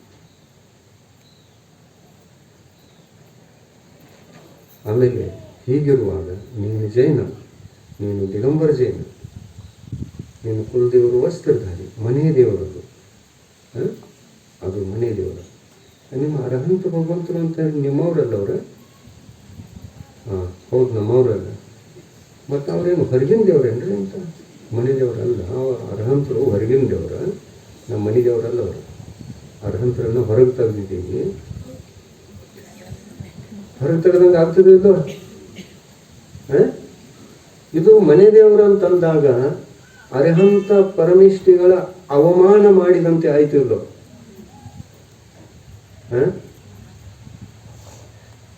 ಆಯ್ತು. ಬಹಳ ದೊಡ್ಡ ಪಾಪ, ಬಹಳ ದೊಡ್ಡ ಅಜ್ಞಾನ. ಈ ಅಜ್ಞಾನದಿಂದ ಇಂಥ ಪಾಪಗಳನ್ನು ನಾವು ಮಾಡ್ತೀವಿ. ಯಾವುದನ್ನೂ ಮನೆ ದೇವರು ಅಂತ ತಿಳ್ಕೊತೀವಿ, ಯಾವುದನ್ನು ಭಜಿಸ್ತೀವಿ, ಏನು ಬೇಕಾದ್ರು. ದಾರು ಕೊಡ್ದು ಮನುಷ್ಯ ಹೆಂಗರನ ಇರ್ತಾನೆ ನೋಡ್ರಿ, ಓಡಾಡ್ಸ್ಕೊಂಡು ಬಂದ್ಬಿಡ್ತಾ ಕೊಡ್ದು, ಹಿಂಗೊಮ್ಮೆ ಹೋಗುತ್ತೆ, ಹಿಂಗೊಮ್ಮೆ ಹೋಗುತ್ತೆ, ಹೆಂಗರನ ನಡೆದು ಒಟ್ಟು ಬಂದ್ಬಿಟ್ಟು ಮನೆ ತನಕ. ಆ ಥರ ಧರ್ಮದಲ್ಲಿ ನಾವು ನಿಶೆಯಲ್ಲಿದ್ದೇವೆ. ನಿಶೆ ಹೇಗಿದೆ ನಮಗೆ? ಧರ್ಮಕ್ಷೇತ್ರದಲ್ಲಿ ಏನೇನು ಜ್ಞಾನ ಇಲ್ಲ ಅನ್ನುವಂಥದ್ದೇ ನಿಶೆ. ಜ್ಞಾನ ಬಂದಾಗ ಈ ನಿಶೆ ಇಳಿಯಿತು ಅಂತಂದರೆ ನಮ್ಮ ದೇವರು ನಮ್ಮದು ಅಂತ ಹೇಳ್ತಾರೆ. ಹುಡುಗನಿಗೆ ನೀನು ಯಾರು ಅಂತ ಕೇಳಿದಾಗ ನಾನು. ನಿನ್ನ ಪತ್ನಿ ಯಾರು ಅಂತ ಕೇಳಿದಾಗ ಯಾರನ್ನೂ ಒಬ್ಬರನ್ನು ತೋರಿಸಿಬಿಡ್ತಾನೆ. ಸರಿಯಾಗಿ ಕಾಣಲ್ಲ. ಕುಡ್ದಾಗ ಎಲ್ಲಿ ಸರಿಯಾಗಿ ಕಾಣ್ತದೆ? ಕಣ್ಣು ಕೆಂಪ, ನಿಶ ಏರಿದೆ. ಪತ್ನಿ ಯಾರು ಕೇಳಿದಾಗ ಅದಕ್ಕೂ ಉತ್ತರ ತಪ್ಪ. ನಿನ್ನ ತಮ್ಮ ಯಾರು? ಅದನ್ನು ಸರಿಯಾಗಿ ಹೇಳಲಿಲ್ಲ. ನಿನ್ನ ತಾಯಿ ಯಾರು? ಅದನ್ನು ಪರಿಚಯ ಕೊಡಲಿಕ್ಕೆ ಆಗಲಿಲ್ಲ. ಇಂಥ ಬುದ್ಧಿಯನ್ನು ಕೆಡಿಸುವಂಥದ್ದು ಆ ಮನುಷ್ಯನಲ್ಲಿ ಯಾವುದು ಅಂದರೆ ಶರೀ ಅಂತ ಹೇಳ್ತೀವಲ್ಲ, ಶರೀ. ಅದೇ ಕಾರಣ. ಹಾಗೆಯೇ ಧರ್ಮಕ್ಷೇತ್ರದಲ್ಲಿ ಧರ್ಮ ಸಂಬಂಧಿತ ಯಾವ ಅಜ್ಞಾನವಿದೆಯೋ ಏನು ತಿಳ್ಕೊಂಡಿಲ್ಲ ಧರ್ಮದ ವಿಷಯದಲ್ಲಿ, ಯಾವ ಅಂಥ ಒಂದು ಅಜ್ಞಾನಕ್ಕೆ ಶರೆ ಅಂತ ಹೇಳ್ತಾರೆ. ಅದು ಒಂದು ಶರೆ ಇದ್ದಂತೆ. ಧರ್ಮ ವಿಷಯದಲ್ಲಿ ನಾವು ಶೂನ್ಯ, ಯಾವ ಪ್ರಶ್ನೆಗೂ ಉತ್ತರಿಸುವಂಥ ಶಕ್ತಿ ನಮ್ಮಲ್ಲಿಲ್ಲ. ಅದೇ ಶರೆ ಕೊಡದಂತೆ. ಆ ಅಜ್ಞಾನ ಇರುವ ತನಕ ನಮ್ಮ ಆತ್ಮಕಲ್ಯಾಣ ಆಗುವುದಿಲ್ಲ. ಗುರುತಿಸಿಕೊಂಡಿರ ನಿಮ್ಮ ಕುಲ ದೇವರು ಯಾರು? ಯಾರು? ಮನೆ ದೇವರು ಯಾರು? ಕುಲದೇವರು ಯಾರು? ಕುಲಗುರುಗಳು ಯಾರು? ಅವರ ಬಾಹ್ಯ ಸ್ವರೂಪವೇನು? ದಿಗಂಬರ. ಅರಿಹಂತ ಪರಮಿಷ್ಠಿಗಳ ಬಾಹ್ಯ ಸ್ವರೂಪ ಏನು? ದಿಗಂಬರ. ನೀವು ಯಾರು? ದಿಗಂಬರ ಜೈನರು. ಎಷ್ಟು ಗೊತ್ತಾದ್ರೆ ಸಾಕಲ್ಲ, ಬೇಸಿಕ್ ಇದು. ಇದು ಗೊತ್ತಿಲ್ಲ ಅಂದಮೇಲೆ ಎಂಥ ಜೈನರು, ಎಲ್ಲಿ ಜೈನರು ಇವರು? ಏನಿದು ಎಂತಹ ಜೈನ ಸಮಾಜ? ಮೂರ್ಖ ಜೈನ ಸಮಾಜ. ಮುರಿದದ್ದು ಒಂದು ರೊಟ್ಟಿ ಮುರಿತಾರಲ್ಲ, ಅರ್ಧ ಮುರಿದ್ರು ಮಾತ್ರ ಬೇರೆ, ಒಂದು 2 ತುಕಡಿ ಆಗ್ತಾವೆ. ರೊಟ್ಟಿ ಚೂರು ಮಾಡಿಟ್ರೆ ಅದೇನು ರೊಟ್ಟಿ? ಅದೇನು ರೊಟ್ಟಿ? ಆ ಥರದಿಂದ ನಮ್ಮ ಸ್ಥಿತಿ ಇದೆ. ಮತ್ತು ಇಂಥ ಸಂಸ್ಕಾರಗಳನ್ನು ಕೊಡುವಂತಹ ಗುರುಗಳ ಸಂಖ್ಯೆನೂ ಸಮಾಜದಲ್ಲಿ ಕಮ್ಮಿ ಇದೆ. ಆ ಕಮ್ಮಿ ಇದ್ದುದಕ್ಕೆ ನಮ್ಮ ಸಮಾಜ ಅಜ್ಞಾನದ ಕತ್ತಲೆಯಲ್ಲಿ ಬಹಳ ದಿವಸದಿಂದ, ಬಹಳ ವರ್ಷಗಳಿಂದ, ಶತಮಾನಗಳಿಂದ ಅಜ್ಞಾನದ ಕತ್ತಲೆಯಲ್ಲಿ ನಡೆದುಕೊಂಡು ಬರ್ತಾ ಇದೆ. ಈ ಅಜ್ಞಾನ ದೂರ ಆಗಬೇಕು ಅಂತಂದರೆ ಸಂಸ್ಕಾರಗಳನ್ನು ಪಡೆಯುವುದು ಅವಶ್ಯಕ. ಮತ್ತು ಸಂಸ್ಕಾರಗಳನ್ನು ಕೊಡುವಂಥ ಗುರುಗಳ ಸಂಖ್ಯೆಯು ಕೂಡ ಬೆಳೆಯುವುದು ಅವಶ್ಯಕ. ಎಷ್ಟು ಜನ ಗುರುಗಳಾಗ್ತಾರೆ ಅಷ್ಟು ಜನ ಒಳ್ಳೆಯದೇ. ತೀರ್ಥದಿಂದ ಎಷ್ಟು ಜನ ಗುರು ಆದರು? ಶೂನ್ಯ. ಆಗಬೇಕು, ಆಗಬಾರ್ದು. ನಮ್ಮ ಊರಾಗೂ ಆಗಬೇಕು, ಆಗಬಾರ್ದು, ಆಗಬೇಕು. ಒಂದಿಬ್ಬರ ಆ ಕಡೆ ಒಂದು ಯಾವುದೋ ಮನೆಯವರು ಯಾವಾಗೂ ಆಗಿ ಹೋಗಿದ್ದಾರೆ. ಹಾಗಿರಬೇಕು, ನಿರಂತರವಾಗಿ ಆಗ್ತಿರ್ಬೇಕು. ನಿರಂತರವಾಗಿ ಆರಿಕೆಯರಾಗಬೇಕು, ನಿರಂತರವಾಗಿ ಪ್ರತಿಮಾಧಾರಿಗಳಾಗಬೇಕು, ನಿರಂತರವಾಗಿ ದಿಗಂಬರ ಮುನಿಗಳಾಗಬೇಕು ಅನ್ನುವಂಥದ್ದು ಅವಶ್ಯಕ. ಅದು ಕೂಡ ಹೇಗೆ? ನಾವು ಗುರುಗಳಾಗ್ತೀವಿ ಅಂತಂದರೆ ಜ್ಞಾನಿ ಗುರುಗಳಾಗಬೇಕು. ಕೇವಲ ಆಚಾರವಂತರಲ್ಲ. ಆಚರಣೆ ಜ್ಞಾನ ಬಂದಾಗ ಸ್ವತಃ ತಾನೇ ಜೊತೆಯಲ್ಲಿರ್ತದೆ. ಜ್ಞಾನ ಇದ್ದಲ್ಲಿ ಆಚರಣೆ ಇದ್ದೇ ಇರ್ತದೆ. ಜ್ಞಾನ ಇದ್ದಲ್ಲಿ ಆಚರಣೆ ಸ್ವತಃ ತಾನಾಗಿ ಇರ್ತದೆ. ಆದರೆ ಜ್ಞಾನ ಇಲ್ಲದಲ್ಲಿ ನೀವು ಬೇಕಾದಂಥ ಆಚರಣೆಯನ್ನು, ಕಠೋರ ತಪಸ್ಸನ್ನು ಆಚರಿಸಿದರೂ ಕೂಡ ಆ ಆಚರಣೆ ಮುಕ್ತಿಗೆ ಕಾರಣ ಆಗುವುದಿಲ್ಲ, ಆತ್ಮ ಕಲ್ಯಾಣಕ್ಕೆ ಕಾರಣ ಆಗುವುದಿಲ್ಲ. ಅದಕ್ಕಾಗಿ ಎಂಥ ಗುರು ಆಗಬೇಕು? ಜ್ಞಾನ ಸಹಿತ ಗುರು ಆಗಬೇಕು. ಜ್ಞಾನ ಸಹಿತ ಆಗಬೇಕು. ಅರಿಹಂತ ಪರಮಿಷ್ಠಿಗಳು ಯಾವ ಸಿದ್ಧಾಂತಗಳನ್ನು, ತತ್ವಗಳನ್ನು ಆತ್ಮ ಕಲ್ಯಾಣಕ್ಕಾಗಿ ಪ್ರತಿಪಾದಿಸಿದ್ದಾರೆ, ಹೇಳಿದ್ದಾರೆ, ಅವುಗಳನ್ನು ಅಧ್ಯಯನ ಮಾಡಬೇಕು, ಸ್ವಾಧ್ಯಾಯ ಮಾಡಬೇಕು. ನೀವು ಸ್ವಾಧ್ಯಾಯ ಮಾಡಬೇಕು. ದೀಕ್ಷಾ ತಗೊಂಡವ್ರು ಅಷ್ಟೇ ಅಲ್ಲ, ನೀವು ಮಾಡಬೇಕು, ಮಾಡಬೇಕು. ಜೈನರಿದ್ದೀರಿ ಅಂದಮೇಲೆ ಕನಿಷ್ಠ ಪಕ್ಷ ಬೇಸಿಕ್ ಏನು ಅಂತಂದರೆ ಒಂದು ಭಕ್ತಾಮರ ಪಾಠ ಎಲ್ಲರೂ ಮಾಡಬೇಕು. ಸ್ವಾಧ್ಯಾಯದಲ್ಲಿ ಬಾರಿಗೆ ಸ್ವಾಧ್ಯಾಯ ಮಾಡುವಂತಹ ಶಾಸ್ತ್ರ ಯಾವುದು ಅಂತಂದರೆ ರತ್ನಕರಂಡಕ ಶ್ರಾವಕಾಚಾರ ಗ್ರಂಥ. ನಿಮಗಾಗಿ ಬರೆದಿರ್ತಕ್ಕಂಥದ್ದು. ಭಗವಂತರು ನಿಮ್ಮನ್ನೇ ಉದ್ದೇಶದಲ್ಲಿಟ್ಕೊಂಡು ನಿಮಗಾಗಿಯೇ ನಿಮ್ಮ ಧರ್ಮವನ್ನು ಹೇಳಿಕೊಟ್ಟಿದ್ದಾರೆ, ಬೋಧಿಸಿದ್ದಾರೆ. ಅವರು ಎಷ್ಟನ್ನ ಬೋಧಿಸಿದಾರೆಯೋ ಅಷ್ಟನ್ನೇ ಮಾಡೋಣ. ರತ್ನಕರ್ಣಕ ಶ್ರಾವಕಾಚಾರದಲ್ಲಿ ಎಷ್ಟು ವಿಷಯ ಬಂದಿದೆಯೋ ಅದು ನಮ್ಮ ಆಚರಣೆ. ಅದಕ್ಕಿಂತ ಹೆಚ್ಚಿಂದೇನು ಮಾಡೋದು ಬೇಡ. ತಿಳ್ಕೊತಾ ಇದ್ದೀರಲ್ಲ? ಲಕ್ಷ್ಯ ಇದೆಯಲ್ಲ ಕಡೆ. ರತ್ನಕರ್ಣಕ ಶ್ರಾವಕಾಚಾರ ಗ್ರಂಥ ಮುನಿಗಳದ್ದು ಅಥವಾ ಶ್ರಾವಕರದ್ದು? ಯಾರಿಗೆ ಬರೆದಿದ್ದಾರೆ? ಶ್ರಾವಕರಿಗೆ. ಅದು ಭಗವಂತರ ವಾಣಿಯೋ ಅಥವಾ ಹಿಂಗ ಯಾರು ಬರೆದಿಟ್ಟದ್ದು, ಮುನಿಗಳು ಬರೆದಿಟ್ಟರು, ಆ ಥರ ತಿಳ್ಕೊಳ್ತಿರೋ? ಭಗವಂತರ ವಾಣಿ. ಪ್ರಾಚೀನ ಆಚಾರ್ಯರಲ್ಲ, ಕೇವಲ ಭಗವಂತರ ವಾಣಿಯನ್ನೇ ಸುರಕ್ಷಿತವಾಗಿ ಇಡ್ತಕ್ಕಂತಹ ಪುರುಷಾರ್ಥ ಪ್ರಯತ್ನವನ್ನು ಮಾಡಿದ್ದಾರೆ. ದೊಡ್ಡ ಕಾರ್ಯವನ್ನು ಅವರು ಮಾಡಿದರು. ನಂತರದ ಗ್ರಂಥಗಳಲ್ಲಿ ಯಾವ ವ್ಯತ್ಯಯಗಳು ಬಂದರೂ ಕೂಡ ಅಂಥದ್ದೊಂದು ವಿಷಯ ಇಂಥದ್ದೊಂದು ವಿಷಯ. ನಂತರದ ಗ್ರಂಥಗಳಲ್ಲಿ ಇಂಥ ವಿಷಯಗಳು ಬಂದರೂ ಕೂಡ ಪ್ರಾಚೀನ ಆಚಾರ್ಯರು ಯಾವ ಗ್ರಂಥಗಳನ್ನು ಬರೆದಿದ್ದಾರೆ ಅದರೊಳಗೆ ಜೈನ ಮಾರ್ಗವನ್ನು, ಜೈನ ತತ್ವಗಳನ್ನು, ಸಿದ್ಧಾಂತಗಳನ್ನು ಲೋಪ ಮಾಡದೆ ಕೇವಲ ಆ ತತ್ವಗಳ ಪುಷ್ಟಿಗಾಗಿ ಮಾತ್ರ ಎಲ್ಲವನ್ನು ಬರೆದಿದ್ದಾರೆ. ಮತ್ತು ಆ ಪುಷ್ಟಿಗಾಗಿ ಬರೆದಂಥದ್ದೆಲ್ಲ ಸೂತ್ರದ ರೂಪದಲ್ಲಿಯೇ ಬರೆಯಲಿ ಅಥವಾ ಟೀಕಾ ರೂಪದಲ್ಲಿಯೇ ಬರೀಲಿ. ಟೀಕಾ ಅಂತಂದರೆ ವಿಸ್ತಾರ, ಟೀಕಾ ಅಂತಂದರೆ ನೀವು ಅಂತಿರಲ್ಲ, ಮತ್ತು ಬೇರೆ ತಿಳ್ಕೊಬೇಡ್ರಿ. ಟೀಕಾ ಆಚಾರ್ಯರೆಲ್ಲ ಟೀಕ್ಸಿದ್ರೇನ್ರಿ ಅಂತ ಅಲ್ಲ. ಟೀಕಾ ಅಂತಂದರೆ ಭಗವಂತರು ಹೇಳಿರ್ತಕ್ಕಂತಹ ವಾಣಿಯನ್ನು ಸುರಕ್ಷಿತವಾಗಿ ಇರಿಸಿಕೊಂಡು ಅದರ ಪೋಷಣೆಗಾಗಿ ಯಾವ ವಚನಗಳನ್ನು ಆಚಾರ್ಯ ಪರಮೇಶ್ವರಿಗಳು ಬರೀತಾರೆ ಅಂಥದ್ದಕ್ಕೆ ನಾವು ಟೀಕಾ ಗ್ರಂಥ ಅಂತ ಹೇಳ್ತೀವಿ. ಟೀಕಾ ಗ್ರಂಥ. ಮತ್ತು ಅವರು ಸೂತ್ರಗಳನ್ನು ಬರೆದಿದ್ದಾರೆ ಅಂತಂದರೆ ಶ್ಲೋಕಗಳನ್ನು, ಗಾಥೆಗಳನ್ನು, ಸೂತ್ರಗಳನ್ನು, ಪದ್ಯಗಳನ್ನು ಬರೆದಿದ್ದಾರೆ ಅಂತಂದರೆ ಇದನ್ನು ನಾವು ಏನಂತೇವೆ? ಭಗವಂತರ ಮೂಲವಾಣಿ. ಅದು ಭಗವಂತರ ವಾಣಿ. ಇನ್ನು ಅದನ್ನು ವಿಸ್ತರಿಸಿ ಹೇಳುವುದು ಉಪದೇಶ, ಅದು ಟೀಕೆ. ಬರೆದು ಹೇಳುವುದು ಅಥವಾ ವ್ಯಾಖ್ಯಾನ ಮಾಡಿ ಹೇಳುವುದು ಅದು ಟೀಕಾ ಗ್ರಂಥ ಅಂತ ಅನಿಸ್ಬೋದು. ಈಗ ನಾವು ಹೇಳುವಂತಹ ಈ ಉಪದೇಶ ಇದೇನು? ಸೂತ್ರಗಳನ್ನು ವಿಸ್ತರಿಸುವಂತಹ ಉಪದೇಶ. ಆ ಸೂತ್ರಗಳನ್ನು ಸರಳ ಭಾಷೆಯಲ್ಲಿ ತಿಳಿಸುವಂತಹ ಪ್ರಯತ್ನ, ಪುರುಷಾರ್ಥ. ಹೌದಲ್ಲ? ಈ ಥರದಲ್ಲಿದೆ. ಅದಕ್ಕೆ ನಾವು ಹೇಗಿರಬೇಕು, ನಮ್ಮ ಮನೆ ಹೇಗಿರಬೇಕು, ನಾವು ಹೇಗಿರಬೇಕು, ನಮ್ಮ ಅಡಿಗೆ ಮನೆ ಹೇಗಿರಬೇಕು, ನಮ್ಮ ಪಡಸಾಲೆ ಹೇಗಿರಬೇಕು, ಜೈನ ಮನೆಯಂತೆ ಜೈನ ಮನೆ ಕಾಣಬೇಕು ಅಥವಾ ಹೇಗಾದರೂ ಕಾಣಬೇಕು, ನಡೆದೋತು ಆದಿವಾಸಿಗಳ ಹಾಗೆ. ಅಲ್ಲೊಂದು ಸಾಮಾನ, ಇಲ್ಲೊಂದು ಸಾಮಾನ, ಅಲ್ಲೊಂದು ಫೋಟೋ, ಇಲ್ಲೊಂದು ಫೋಟೋ, ಹೇಗೂ ಎಲ್ಲದೋ ಹಚ್ಚಿಬಿಟ್ಟಿದ್ದಾರೆ.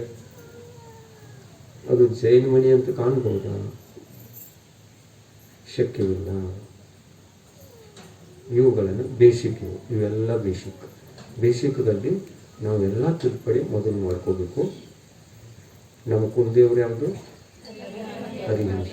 ಗೋಡೆಯ ಮೇಲೆ ಮೊದಲು ಗೋಡೆಗಳನ್ನು ಸಮ್ಯಕ್ ದೃಷ್ಟಿ ಮಾಡಿಬಿಡ್ರಿ.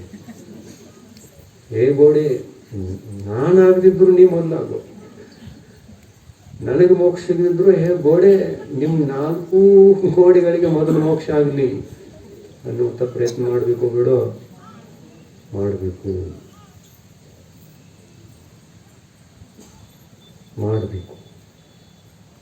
ಪ್ರಯತ್ನ ಮಾಡಬೇಕು. ಜೈನ ಸಮಾಜ ಬಹಳ ಅಜ್ಞಾನದ ಕತ್ತಲೆಯಲ್ಲಿದೆ. ಕತ್ತಲೆಯಲ್ಲಿ ಇರುವ ಕಾರಣದಿಂದ ಸಂಸ್ಕಾರಗಳೆಲ್ಲ ನಶಿಸಿ ಹೋಗಿವೆ. ಆ ಸಂಸ್ಕಾರಗಳನ್ನು ಪುನರ್ಜಾಗರಣ ಮಾಡುವುದಕ್ಕಾಗಿ ಪ್ರಯತ್ನ ಪಡುವವರು ಯಾರು? ನಾವು ಮತ್ತು ನೀವು. ನಮ್ಮ ಹಿರಿಯರಿಗೆ ಸಾಧ್ಯವಾಗಲಿಲ್ಲ. ಯಾಕೆಂದರೆ ಹಿರಿಯರಿಗೆ ಗುರುಗಳು ಸಿಗಲಿಲ್ಲ. ಸಂಸ್ಕಾರಗಳನ್ನು ಕೊಡುವಂಥ ಗುರುಗಳು ಸಿಗಲಿಲ್ಲ. ಸಿಕ್ಕಿದ್ರು ಆದರೆ ಸಂಸ್ಕಾರಗಳನ್ನು ಕೊಡುವಂತಹ ಗುರುಗಳು ಸಿಗಲಿಲ್ಲ. ಗುರುಗಳ ದರ್ಶನೇನೂ ಆಯಿತು, ಸಂಸ್ಕಾರ ಬರಲಿಲ್ಲ, ಸಂಸ್ಕಾರ ಸಿಗಲಿಲ್ಲ ಅನ್ನುವುದನ್ನು ಅನುಭವಿಸ್ತಾ ಇದ್ದೀರಲ್ಲ ಇವತ್ತು. ನಮ್ಮ ಹಿರಿಯರ ಮನೆಯೂ ಕೂಡ ಇದೇ ಥರ ಇತ್ತು. ಯಾಕಿತ್ತು? ಸಂಸ್ಕಾರ ಕೊಡುವಂಥವರು ಆ ಕಾಲದಲ್ಲಿ ಯಾರೂ ಇರಲಿಲ್ಲ. ಇದೇ ಕಾರಣ. ಆವಾಗ ಅದು ಕಾರಣ, ಈವಾಗ ಇದು ಕಾರಣ. ಈಗ ಸಂಸ್ಕಾರವನ್ನು ಕೊಡುವಂತಹ ಒಳ್ಳೆಯ ಜ್ಞಾನಿಗಳು ಸಿಗ್ತಾ ಇದ್ದಾರೆ. ಇದು ನಮ್ಮ ಭಾಗ್ಯ. ಭಾಗ್ಯ ಅಲ್ಲ? ಖುಷಿ ಪಡಬೇಕು. ಬೇಡ? ಹೆಂಗೆ ಖುಷಿ ಪಡೋದು ತೋರಿಸ್ರಿ.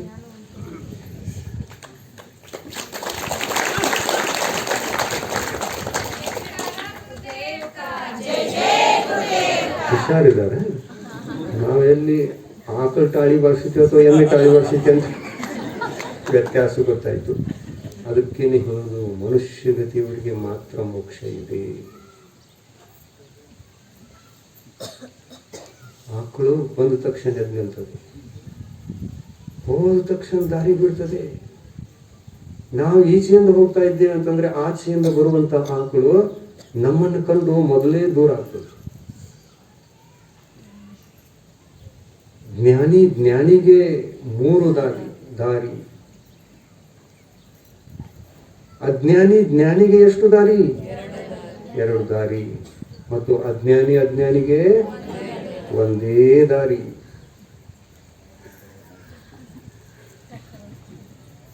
ಇಲ್ಲಿದೆ ನೋಡಿ,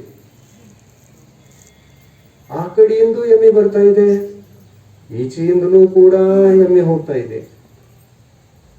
ಇದೇನು ತಿಳ್ತದೆ? ಅದು ಬರ್ತಾ ಇದೆಯಲ್ಲ, ದಾರಿ ಬಿಡ್ತದೆ ನನಗೆ, ಅದು ಇದೇ ತರ ಅಂತ ಇದೆ. ಅದು ಬರ್ತಾ ಇದೆಯಲ್ಲ, ದಾರಿ ಬಿಡ್ತದೆ. ಅದು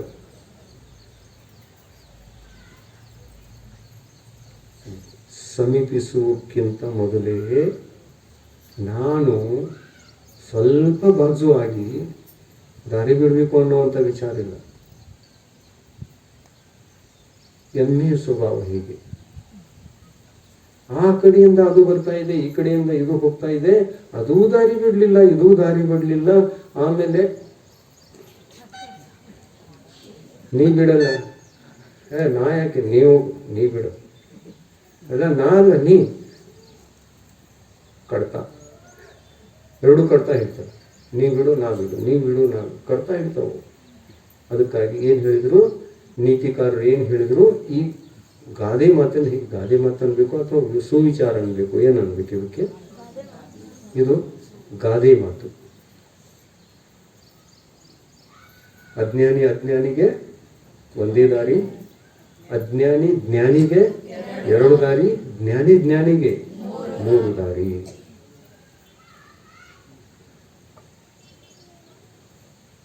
ಸರಿ ಐತಲ್ಲ? ಯಾರು ಎಷ್ಟು ವಿಚಾರ ಮಾಡಿ ಹೇಳಿರ್ಬೇಕು ನೋಡ್ರಿ ಅಂತ ನೀತಿಕಾರರವರು, ಎಷ್ಟು ವಿಚಾರ ಮಾಡಿರ್ಬೇಕು. ಗಾದೆ ಮಾತನ್ನು ತಯಾರು ಮಾಡಿ ನಮ್ಮ ಮುಂದಿಟ್ರು, ಗಾದಿನ ಹಾಸ್ಕೊಟ್ರಿ ತಿಳ್ಕೋರಿ ಅಂತ. ಆದ್ರೆ ನಾವು ಗಾದಿ ಹಾಸ್ಕೊಟ್ರು ಆ ಗಾದಿನಾಗ ಮಲಗುತ್ತೇವೆ ವಿನಃ ಆ ಗಾದೆಯ ಮಹತ್ವವನ್ನು ನಾವು ತಿಳ್ಕೊಳ್ಳಿಲ್ಲ. ನಾವು ಹೇಗಿರಬೇಕು ಅಂತಂದ್ರೆ, ನಾವು ಜ್ಞಾನಿಯಾಗಿರ್ಬೇಕು, ನಮ್ಮ ಮುಂದಿನವರು ಜ್ಞಾನಿಯಾಗಿರ್ಬೇಕು. ಆವಾಗ 3 ದಾರಿ. ಮುನಿಗಳೇ ಜ್ಞಾನಿಯಾಗಿರ್ಬೇಕಂತಲ್ಲ, ಶ್ರಾವಕರು ಕೂಡ ಜ್ಞಾನಿಯಾಗಿರ್ಬೇಕು. ಶ್ರಾವಕರಿಗೆ ಜ್ಞಾನಿ ಆಗಲಿಕ್ಕೆ ರತ್ನಕರಂಡಕ ಶ್ರಾವಕಾಚಾರ ಅನ್ನುವಂಥ ಗ್ರಂಥವನ್ನು ಬೋಧಿಸಿದ್ದಾರೆ ಭಗವಂತರು. ಅದರಲ್ಲಿ 3-4 ಅಧಿಕಾರಗಳಿವೆ.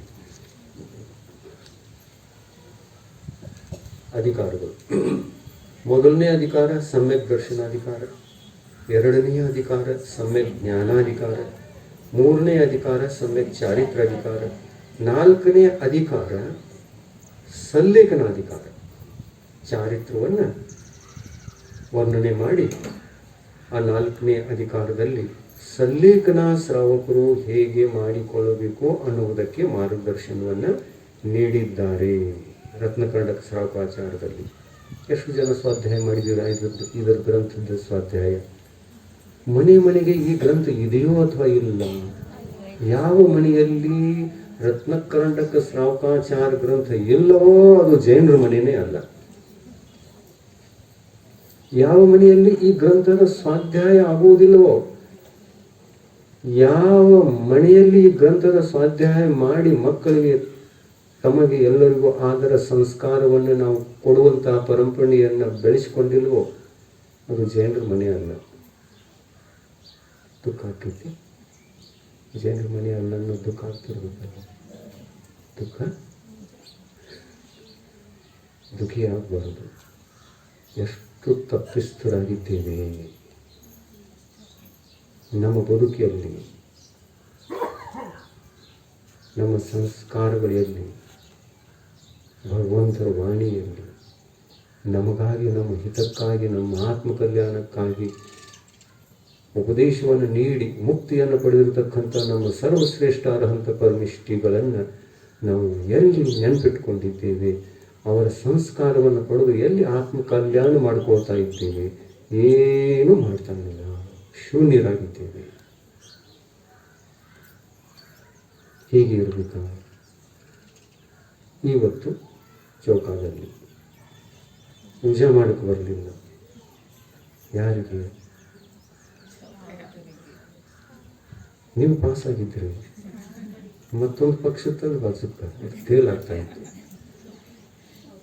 ನಾವು ಪರೀಕ್ಷಾ ತಗೊಂಡಿವಿ ಬಿರುದು. ಆ ಪರೀಕ್ಷೆಯಲ್ಲಿ ಫೇಲ್ ಆದರು. ಒಬ್ಬರು ಫೇಲ್ ಆದರೂ ಒಬ್ಬರು ಪಾಸ್ ಆದರು. ಇನ್ನು ಫೇಲ್ ಆಗಿದ್ದೇವೆ ಅನ್ನತಕ್ಕಂಥದ್ದು ನಮ್ಮ ಮನಸ್ಸಿನಲ್ಲಿ ಹೊಡಿಬೇಕು ಬೇಡ. ಅದು ಮನಸ್ಸಿಗೆ ಹೊಡಿಬೇಕು ಬೇಡ, ಹೊಡಿಬೇಕಲ್ಲ. ನಾವು ಪಾಸ್ ಆಗೋಣ, ಮರುದಿವಸ ಈಗ ಇರೋದು ಬೇಡ ಅನ್ನುವ ವಿಷಯ ಅಂತರಂಗದಲ್ಲಿ ಚುಚ್ಚಬೇಕು, ಚುಚ್ಚಬಾರದು. ಇವತ್ತು ನನ್ನ ಮನೆಯಲ್ಲಿ ಗುರುಗಳು ಬಂದರು, ನನಗೆ ಪೂಜಾ ಮಾಡಲಿಕ್ಕೆ ಬರಲಿಲ್ಲ. ಎಂಥ ದುರ್ದೈವ, ಎಂಥ ಸಂಸ್ಕಾರ ನನಗೆ ಅನ್ನೋದು ಒಳಗೆ ಚುಚ್ಚಬೇಕು, ಚುಚ್ಚಬಾರದು. ಚುಚ್ಚಬೇಕಲ್ಲ. ಕಲಿಯುವಂಥ ಆಸೆ ಹುಟ್ಟಬೇಕು, ಹುಟ್ಟಬಾರದು. ಹುಟ್ಟಬೇಕು. ಯಾರಿಗೆ ಬರೋಲ್ಲ ಸ್ವಲ್ಪ ಚುಚ್ಚಲಿ, ಹುಟ್ಟಲಿ. ಹುಟ್ಟಿದ ನಂತರ ಸಂಸ್ಕಾರ ಬರಲಿ ಅನ್ನುವಂಥ ಆಸೆ ಬೆಳೀಬೇಕು. ಬೆಳೆಸ್ಕೊಡಿ, ಆ ಆಸೆಯನ್ನು ಬೆಳೆಸ್ಕೊಡಿ, ಆ ಆಸೆಯನ್ನು ಬೆಳೆಸ್ಕೊಡಿ. ಕಲೀರಿ, ಅಷ್ಟಕ್ಕೆ ಕಲೀರಿ. ಒಂದು ಕೆಲಸ ಮಾಡಿರಿ, ಇವತ್ತು ಮಾಡ್ತೀರಿ ಅಂತಂದ್ರೆ ಭಾಳ ಒಳ್ಳೆಯದು. ಯಾರಿಗೆ ಪೂಜೆಯನ್ನು ಮಾಡಲಿಕ್ಕೆ ಅಷ್ಟಕ್ಕೆ ಪೂಜೆಯನ್ನು ಮಾಡಲಿಕ್ಕೆ ಬರಲ್ಲ, ಎಲ್ಲಿ ಬಸ್ತಿಯಲ್ಲೆಲ್ಲ, ಬಸ್ತಿಯಲ್ಲಂತೂ ಸಂಸ್ಕಾರ ಹಾಕ್ತಾ ಇದ್ದಾರೆ, ಅಡ್ಡಿ ಇಲ್ಲ. ಅಲ್ಲಿರ್ತಕ್ಕಂಥ ಅಷ್ಟಕ ಬೇರೆ ಮತ್ತು ಮನೆಯಲ್ಲಿ ಚೌಕದಲ್ಲಿ ಮಾಡುವಂಥ ಅಷ್ಟಕ ಬೇರೆ ಇದೆ. ಅದನ್ನು ಕಲ್ತ್ಕೋಬಾರ್ದು.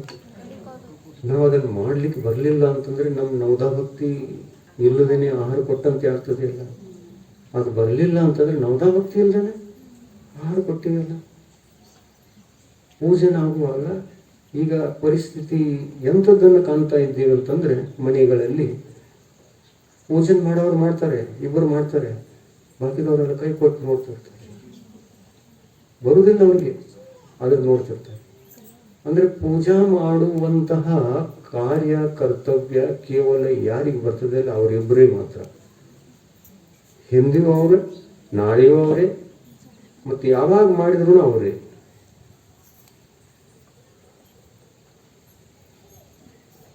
ಹಾಗೆ ಆಗ್ತಾ ಇತ್ತು. ಎಲ್ಲರಿಗೂ ಬರಬೇಕು ಬೇಡ? ಯಾರು ಆಹಾರ ಕೊಡ್ತಾರೆ ಅವರೆಲ್ಲರಿಗೂ ನವದಾಭಕ್ತಿ ಗೊತ್ತಿರಬೇಕು ಬೇಡ? ಇನ್ನು ನವದಾಭಕ್ತಿ ಅಂದರೆ ಏನು? 9 ಭಕ್ತಿಗಳು. ನವ ಅಂದರೆ 9. 9 ಪ್ರಕಾರವಾಗಿ ಭಕ್ತಿಯಲ್ಲಿರ್ತಕ್ಕಂಥ ಶ್ರಾವಕರನ್ನು ಕಂಡು ಅವರಿಂದ ಆಹಾರ ಸ್ವೀಕಾರ ಮಾಡಬೇಕೇ ವಿನಃ ಭಕ್ತಿ ಇಲ್ಲದಂತಹ ಶ್ರಾವಕರಿಂದ ಆಹಾರ ಸ್ವೀಕಾರ ಮಾಡಬಾರದು. ಭಗವಂತರ ಆದೇಶ ಇದೆ ಮುನಿಗಳಿಗೆ. ಆಮೇಲೆ ಶ್ರಾವಕರಿಗೆ 9 ಭಕ್ತಿಗಳ ಹೆಸರು ಗೊತ್ತಿರಬೇಕು ಬೇಡ? ಅವುಗಳನ್ನು ಮಾಡುವಂತಹ ಪದ್ಧತಿ ಗೊತ್ತಬೇಕು ಬೇಡ? ಇದಕ್ಕಾಗಿ ಯಾರಾದರೂ ಪ್ರಯತ್ನ ಮಾಡ್ತಾ ಇದ್ದೀರಾ? ತಿಳ್ಕೊಳ್ಳಿಕ್ಕೆ, ಕಲೀಲಿಕ್ಕೆ ಪ್ರಯತ್ನ ಮಾಡ್ತಾ ಇದ್ದೀರಾ? ಎಷ್ಟು ಲೋಪದೋಷಿಗಳು, ಬೇಸಿಕ್ ನಮಗಿದೇ ಗೊತ್ತಿಲ್ಲ ಅಂತಂದ್ರೆ ಎಷ್ಟು ಲೋಪದೋಷಿಗಳು. ಈ ಲೋಪದೋಷಗಳನ್ನು ಮಾಡುವಾಗ ಯಾವ ಕರ್ಮ ಕಟ್ತದೆ? ಭಕ್ತಿ ಇಲ್ಲದೆ ಆಹಾರ ಕೊಡ್ತೀವಿ ಅಂತ ಯಾವ ಕರ್ಮ ಕಟ್ತೀವಿ? ಪುಣ್ಯ ಕಟ್ತೋ, ಪಾಪ ಕಟ್ತೋ? ಪಾಪ ಕಟ್ತೋ. ವೃಷಭನಾಥ ಭಗವಂತರಿಗೆ 6 ತಿಂಗಳದವರೆಗೆ ಪಾಪ ಅವರಿಗೆ ಆಹಾರ ಸಿಗಲಿಲ್ಲ. ಯಾರು ಲೋಪದೋಷ ಇದು? ಶ್ರಾವಕರು. ಅವ್ರಿಗೆ ಏನು ಬೇಕಾಗಿತ್ತು? ನವದಾಭಕ್ತಿ ಇಲ್ಲ ಅಂತಂದ್ರೆ ಉಪವಾಸ ಮಾಡಬಹುದು, ಆದರೆ ಭಕ್ತಿ ಇಲ್ಲದೆ ಆಹಾರ ಸ್ವೀಕಾರ ಮಾಡಲ್ಲ ಅನ್ನುವಂಥ ವಿಷಯ ಆ ಭಗವಂತರ ಕಥೆಯಿಂದ ಗೊತ್ತಾಗ್ತದೆ. ಆದಿನಾಥ್ ಭಗವಂತರ ಕಥೆಯಿಂದ ಗೊತ್ತಾಗುತ್ತೆ. ಇವುಗಳನ್ನೆಲ್ಲ ಕಲಿಬೇಕು. ಒಂದು ಕೆಲಸ ಮಾಡಿ, ಸಂಸ್ಕಾರ ಕೊಡುವಂಥ ಸಂದರ್ಭ ಚಾತುರ್ಮಾಸದ ಕಾಲ. ಈ ಚಾತುರ್ಮಾಸದ ಕಾಲದಲ್ಲಿ ಪ್ರತಿಯೊಂದು ಬೇಸಿಕ್ ಏನಿದೆಯಲ್ಲ, ಶ್ರಾವಕರಿಗೆ ಬೇಕಾಗುವಂಥ ಬೇಸಿಕ್ ನಾವು ಎಲ್ಲೂ ಕೂಡ ಕಡಿಮೆಯಾಗಿ ಕಾಣಬಾರದು, ಉಳಿಯಬಾರದು ಅನ್ನುವ ದೃಷ್ಟಿಯಿಂದ ನಾವೆಲ್ಲೂ ಕಡಿಮೆ ಉಳಿಯೋದು ಬೇಡ, ಕಡಿಮೆಯಾಗಿ ಕಾಣೋದು ಬೇಡ ಅನ್ನುವಂಥ ಪ್ರಯತ್ನ ಪುರುಷಾರ್ಥ ಎಲ್ಲರೂ ಕೂಡಿ ಮಾಡೋಣ. ಅದಕ್ಕೆ ನಮ್ಮ ಮಾರ್ಗದರ್ಶನ, ಒಂದು ಮಾರ್ಗದರ್ಶನ ಇವತ್ತು ಹೇಳೋದು ಏನು ಅಂತಂದರೆ, ನೀವು ಒಂದು ಕೆಲಸ ಮಾಡಿ, ಮಂದಿರದಲ್ಲಿ ಭಗವಂತರ ಪೂಜೆ ಮಾಡಲಿಕ್ಕೆ ಬರಬಾರ್ದು? ಎಲ್ಲರಿಗೂ ಬರೋಲ್ಲ, ಗೊತ್ತಲ್ಲ? ಯಾರೂ ಎಂದು ಮಾಡಿಲ್ಲ, ಯಾರಿಗೂ ಬರೋಲ್ಲ. ಮನೆಗೂ ಚಿಕ್ಕ ಮಕ್ಕಳಿಂದ ಹಿಡ್ಕೊಂಡು ದೊಡ್ಡವರವರೆಗೆ ಎಲ್ಲರಿಗೂ ಭಗವಂತರ ಪೂಜೆ ಮಾಡಲಿಕ್ಕೆ ಬರಬೇಕು ಅಂದಾಗ ಅದು ಶ್ರಾವಕ ಧರ್ಮ ಅಲ್ಲಿದೆ, ಶ್ರಾವಕ ಅವಸ್ಥೆ ಬರಲೇಬೇಕು. ದೇವತೆಗಳು ಅಕೃತ್ರಿಮ ಚೈತ್ಯಾಲಯಗಳಿಗೆ ಹೋಗಿ ನಂದೀಶ್ವರ ಪರ್ವದಲ್ಲಿ 8 ದಿನ ಅಲ್ಲಿಯೇ ನೆಲೆಗೊಂಡು ಭಗವಂತರ ಭಕ್ತಿ ಪೂಜೆಗಳನ್ನು ಮಾಡಿ ಮರಳಿ ಬರ್ತಾರೆ. ದೇವತೆಗಳು ಕರ್ಮಗಳನ್ನು ಕ್ಷಯ ಮಾಡಿಕೊಳ್ತಾರೆ.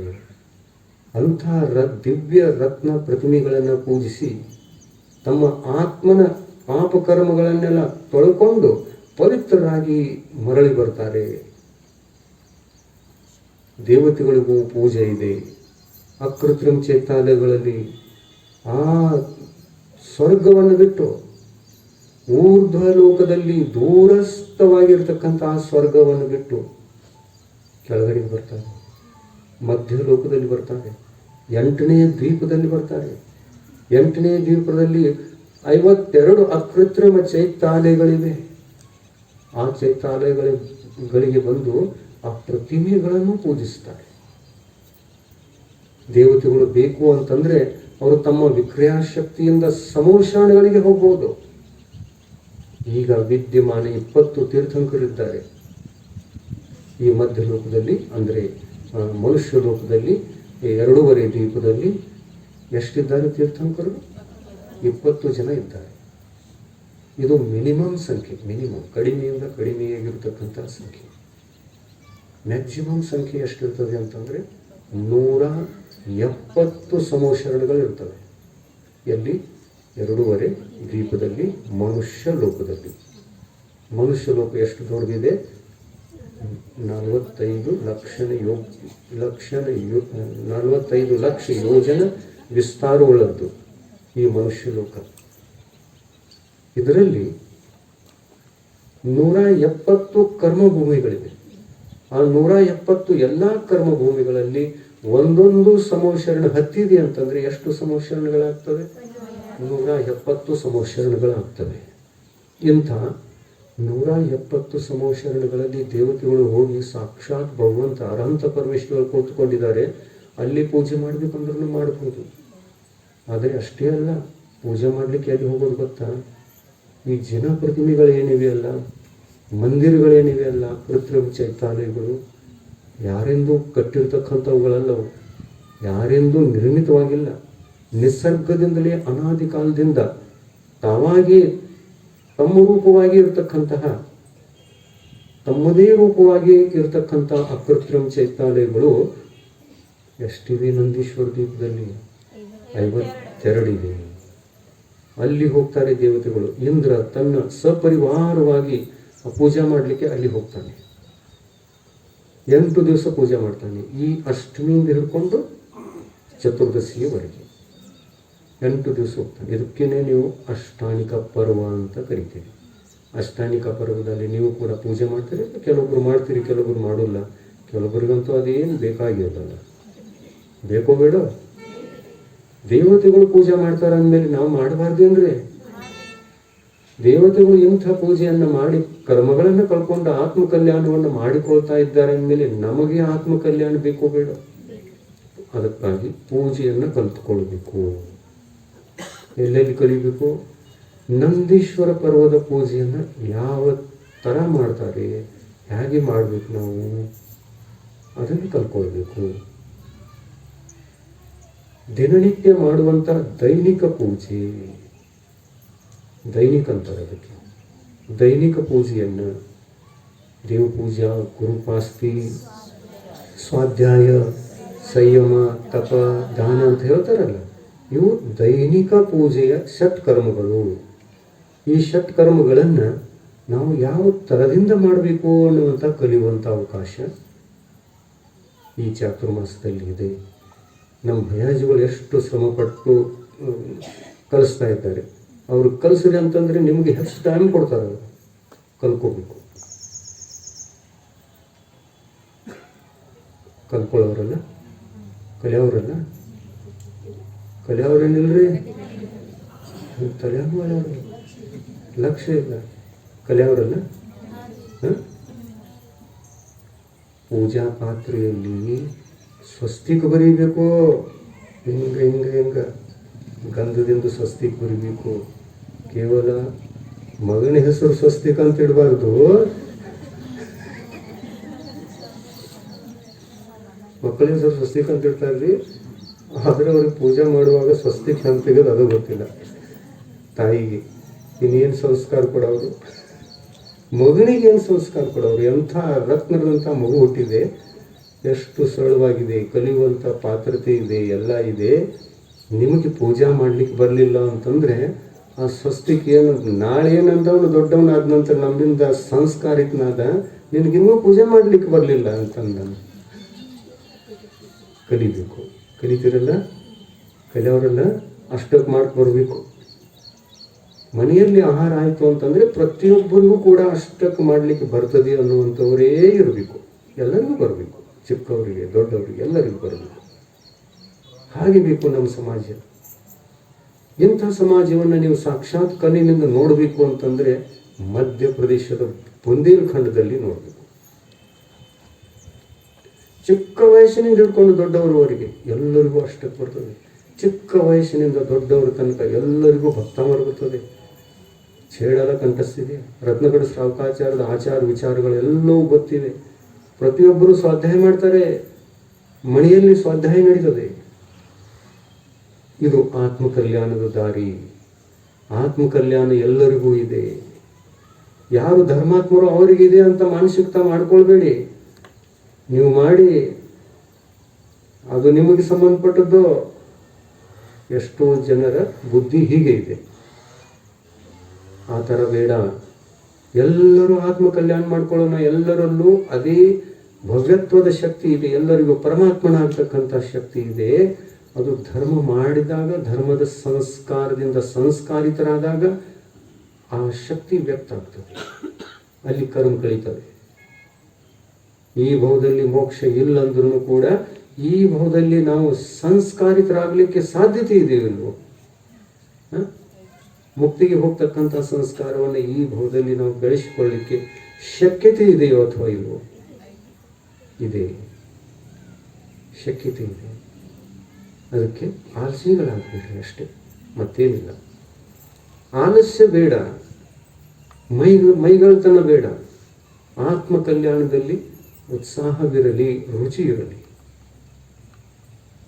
ಕಲಿತೀರ ಎಲ್ಲರೂ? ಮಂದಿರದೊಳಗೆ ಎಷ್ಟು ಜನ ಅಷ್ಟಕ್ಕೆ ಮಾಡ್ತಾರೆ? ಯಾರಿಲ್ಲ. ಮಾಡೋರೆ ಅವರೇ ಒಂದು 5 ಜನ ಬರ್ತಾರೆ. ಉಳಿದವರು ಸ್ತ್ರೀಯರು ಅಷ್ಟೇ, ಪುರುಷರು ಅಷ್ಟೇ. ಪುರುಷರಂತೂ ಶೂನ್ಯ, ಸ್ತ್ರೀಯರಂತೂ ವಿರಳ. ಅವರು ಶೂನ್ಯ, ಇವರು ವಿರಳ. ಇದನ್ನು ಹೇಳುವುದು ಬೆರಳ 5.